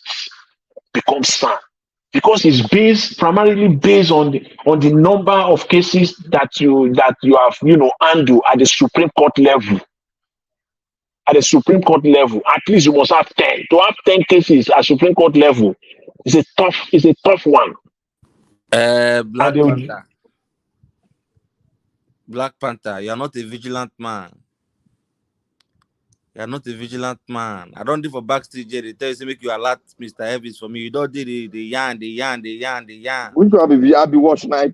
You are not vigilant. I'm not the National Guard Reserve, I beg. Thank you very much for finally bringing me in. I was listening to you guys. I thought that I didn't know that you guys were live. I thought I was catching up. Now I can't look, I can't see link there. I say, see my people there, make I join them quickly. You guys are doing well. I greet you all. Somebody was talking about Ikenga in Imo State. I wanted to, expatiate on that. Ikenga's election was nullified by the magistrates election tribunal in either it was in Owerri or ahead in Nasarawa State or so. What was the reason? That the primary election that produced Ikenga as the House of Representative for PDP was held and conducted outside the constituents where it was supposed to be conducted, because he is from, I think, the north-south eastern senatorial district towards Opuzodima side. And that place was one of the epicenter of insecurity in Imo State. So they could not conduct the primaries there. They reached out to the court to get permission to conduct that election in a different location, which is Owerri. And the court, the same judiciary that we're talking about, gave an order, a ruling that yes, due to the stringent circumstances of insecurity, that they should go ahead and carry out their election outside the jurisdiction. And they did. Only for after Ikenga to have emerged. Do you know who went to court to challenge Ikenga? That is post-election matters now. Is the APC candidate, who only won 1 polling unit out of 50-something polling units, who came distant third in the election, is the one that went to court, challenging the legitimacy of the primaries that produced Ikenga. And the election tribunal now came and gave a judgment that Ikenga is sacked, and that is why he's going to appeal court. So, you see, it's law in Nigeria is not consistent again. You understand? They dance like Kazaru. We say they do Jangolova up here and there. See, right now, like Makosa Awilo. Yes, you understand? They don't kill Nigeria. Right now, anybody who won't go study law for Nigeria, if my picking, I go disown you, because Nigeria, they are practicing, what they are practicing is rubbish, it's not law. You can imagine where a Supreme Court has given a ruling on a particular matter. A Supreme Court is the highest court of the land. Then that same issue arises at the appeal court, the justicing the precedent that has been laid by the Supreme Court. Where did they do that kind of thing? Only for Nigeria. So Agbado don't pass hand now. So. And let me tell you something. The reason why I will be very, very clear and very blunt. Somebody has said it here. I want to piggyback on that and expatiate it further. The reason why the Supreme Court is unlikely to deliver justice, I will tell you why. Do you know why the appeal court delivered the kind of justice that they delivered? It's because by the time they hold them for blockers, they go find where corruption did for their domots in the past. They go use that one and threaten them. You remember when you collect so bribe for so case, all of them, their hands are soiled. So when they don't bring your skeleton come out, they say, see you, we know how we take handle you if you know do as we talk now. That is why you saw them deliver the kind of judgment that they delivered. Now let us go to the Supreme Court. Una think say people waiting for Supreme Court, their hand they clean. They can still hold them with that their wrongdoings in the past. They will compel them to dance the Ecuadorian music. That is why Nigeria judicial system is dead on arrival. It's dead. And if we Nigerians are believing that we will take back that country by the judicial process, you go die. Your children go buy, throw away. Because, no be so. Time don't reach. We be say, all these old men, we be say, then they quarter to go. We need to speed it up for them. Make them come out. Make them leave. So that we can start building a new nation. Because their medulla oblongata is calcified. It cannot conform. It cannot conform to the current thing that is going on now, the new generation. That is why when we the youth are speaking on how to move the country forward, they are taking us 1 million years backwards. So we should expedite their exit, Abi? Immediately. We need to approach them. That is what needs to be done. May they go to the land beyond. Bread, man, you don't come. No, but I'm telling you the truth. I don't look everything. You're right. Everything. You're right. You're right.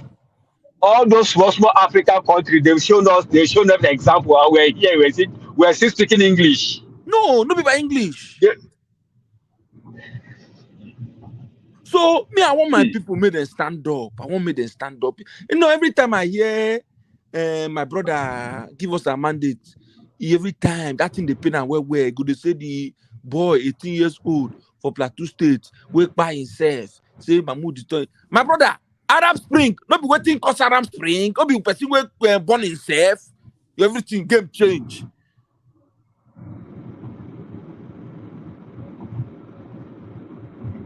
People don't die, people don't buy, people don't go, people don't fall down for Nigeria on account of say they are trying to be patriotic. And yet, people do the chop pepper soup, they drink beer. Business as usual. They watch Big Brother. You can imagine. The other day they watch for interview where they ask one man to say, they complain about the system, say Agbado, nothing, every scatter. The cars and to say, but what you go do? Somebody then take them by force. Is that what you go do? Now say never wonder you. I say, can you imagine? As you do like this, are you alive? A dead corpse walking. You understand? Are you alive right now? So it's baffling. The other day, recently, very, very recently, my brother, he get one small thing where I just collect for Nigeria. They can't call the money for me, thousands. So as I call make a converter, my brother, you know, reach $200. I said, now so the currency don't they bastardize? When we say something way past 160,000 naira, you go to take a big money, you just press calculator, you change them by base of exchange delivery, no reach $200. I say, what?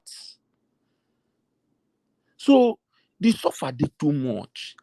Black, white, yellow, horrible, thin, lekpa, everybody the sufferer. Police, civilian, army, navy, everybody the sufferer. But yet, and they quiet. They're quiet. You understand? They're quiet. You the quiet say you will be. I know many people will go short service after graduation. Where they rank day? How much did they collect? Meanwhile, the person where they collect billions, you will be graduates. You they carry gun. They go still send you go insurgency. Person when don't get certificates, they pack money. When they carry him back, they follow him, they worker. No be juju be that. Nigeria na another land. Fela Na don't see this country land. finish. He say zombie oh zombie. Na zombie. Now only for Nigeria why I see say your oppressor, you the worshiper. Now you they go cook for them. All those people where they cook for them. Now not go put poison for them, finish them one time. I beg, Nigeria, time don't reach. Then go tell you say you want spoil their Gary. The judiciary no go do am. I dey tell you. This one I tell you now na pure. Na pure. Supreme Court, all of them were there. They get their case filed. They get their that's case filed. they have their case filed now. They go use and hold them. They will still dance their Baduria music. And let me tell you what is playing out here. Let me tell you. That is why you are seeing all these northern oligarchs coming out. People like Akim Baba Ahmed. And when they come, they speak from two sides of their mouth. Let me tell you why. They are not coming out to speak because what they are doing is to bargain with the Agbado so that at all, if he finish, people will come back to them. That is their interests. They are ready to manage him, knowing that it will come back to them. That is why you see them not speaking. Everybody know what Mahmoud said, what INEC said, the promises they made in conformity with the Electoral Act, which is by virtue a section of the law out of the Constitution, because the Electoral Act is a section of the Constitution. It can't be me, bread man, we no go law school. Let me go tell a P court how to interpret law. Come on.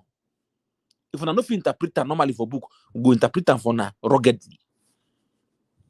That's why I'm so. That's one of the reasons why I'm so worried, and somehow disappointed with some of our Eastern people that are not fully 100%, supporting this movement of Peter Obi, because this is the time. If this time passed, it will be very, very difficult for us to see someone like Peter Obi again. That Nigerians will rally behind him, such a person, the way we're supporting Peter Obi now. But again, I'm always, kind of tempted to go into that line. Again, because I said there's no even need to talk about any other election in Nigeria for now. But no matter how you slice it, you are tempted, you still want to go there. You want to go there because when we know fully well that this judiciary will not do anything, they will not do anything. We know that they have, as you said, I've highlighted it, you kind of reiterated it. All of them, they have their case file. They have it.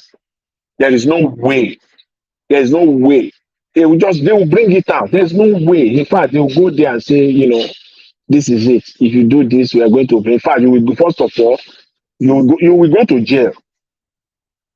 They have their case file, all of them, up to the CJN himself. They have their case file.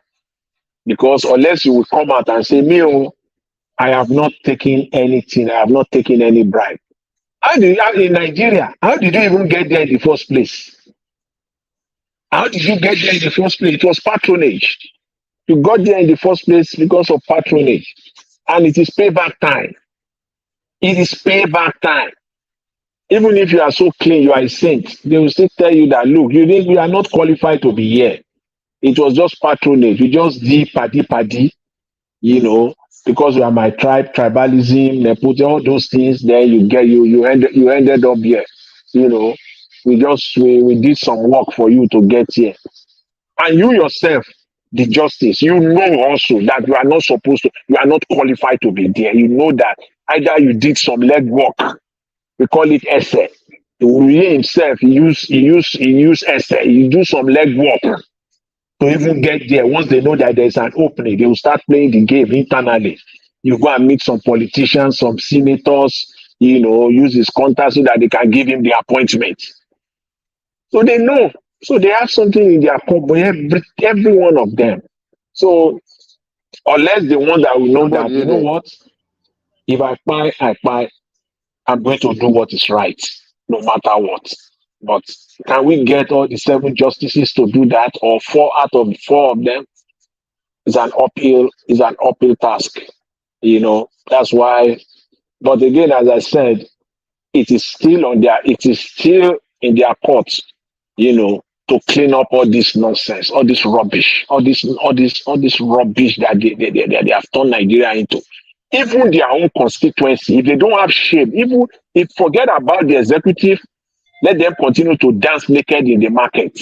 Forget about the legislature, let them continue to dance naked. But our own house, the judiciary, will bring it to order. Even if it is only that, they will have to clean up the table. It's so messy, and they are getting it messier and messier by the day.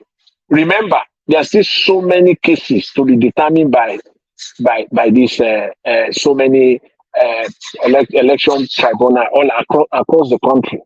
They will come up with their judgments, and those judgments will just be counteracting each other, left, right, back, and they will just be counteracting each other. There will be no consistency of any kind. The show has just begun. We will be seeing so many decisions, so many tribunal judgments in the coming days now. We'll be seeing them, especially this September. We'll be hearing them because they are, some of them started 2 weeks. Just count that 2 weeks where after the presidential election, the governorship election was postponed 2 weeks. So they are kind of, the presidential election, was ahead of them in the petition process. So their own will be rounding up too. The deadline is going to be end of this month, first week of October. We'll be seeing those plethora of judgment that will be coming out. We'll see. So it's a tough one. I just can't wait to see how they will bring themselves out, shameless in the market for the whole world to see. Not just Nigerians now, the whole world, to see. So that's the problem. And this government that is going all over the place, looking for legitimacy all over the place. In fact, it's so funny. This judiciary. I believe that they are smart people. These justices, they are smart. They are intelligent people. They are not stupid. It's just because they bully them in this sense. They are bullied, and they know that because their past, is haunting them. They don't have clean hands, and that's what they brought to the table for them. And they have no choice. They just have to dance to their tune. Unfortunately, because they know that if this judgment, it's not going to help, it's going to make things worse. They know that, but they still went ahead and deliver it anyways, just because they want to save their face, their own persona. It's not about Nigeria. It's about their individual personal interests. They are trying to protect. Now greed. The way person they do all those things, greed, opportunity to grab all the money that is offered to them. That's just it. It's greed. Who knows for how many years they've been in this profession? Maybe they've not made that kind of money they've seen this time around. So it's opportunity for them to grab all the necessary money that is that is being brought to before them. So it's greed. I don't know how long I've been in this system. I've not made this kind of money. This opportunity to make money. So probably somebody have not even handled $200,000. Now Yes, they are in that's millions. So that greed alone will make them to just close their eye on the truth because of the money, so much money that they cannot. Okay, imagine you convert $5 million to 918 or 950 or so. That is over 4 billion. That is over 4 billion. So that person will eat that money till the person die if he manages it well. So that alone is just like opportunity to hit it once and for all. By the time the person put one or two together, because how old am I now? Maybe I'm 65, maybe I'm close to 70. I just opportunity for me to handle billion. Let me just close my eye and get it done. So that greed alone is another factor that made them do what they are doing. that will close their eye to the truth and give wrong judgment.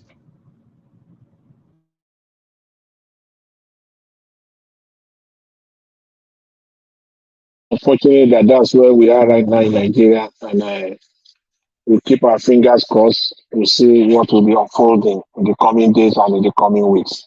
Thank you very much, everyone. I really appreciate it, everyone. I wish everyone a pleasant night. Thanks very much.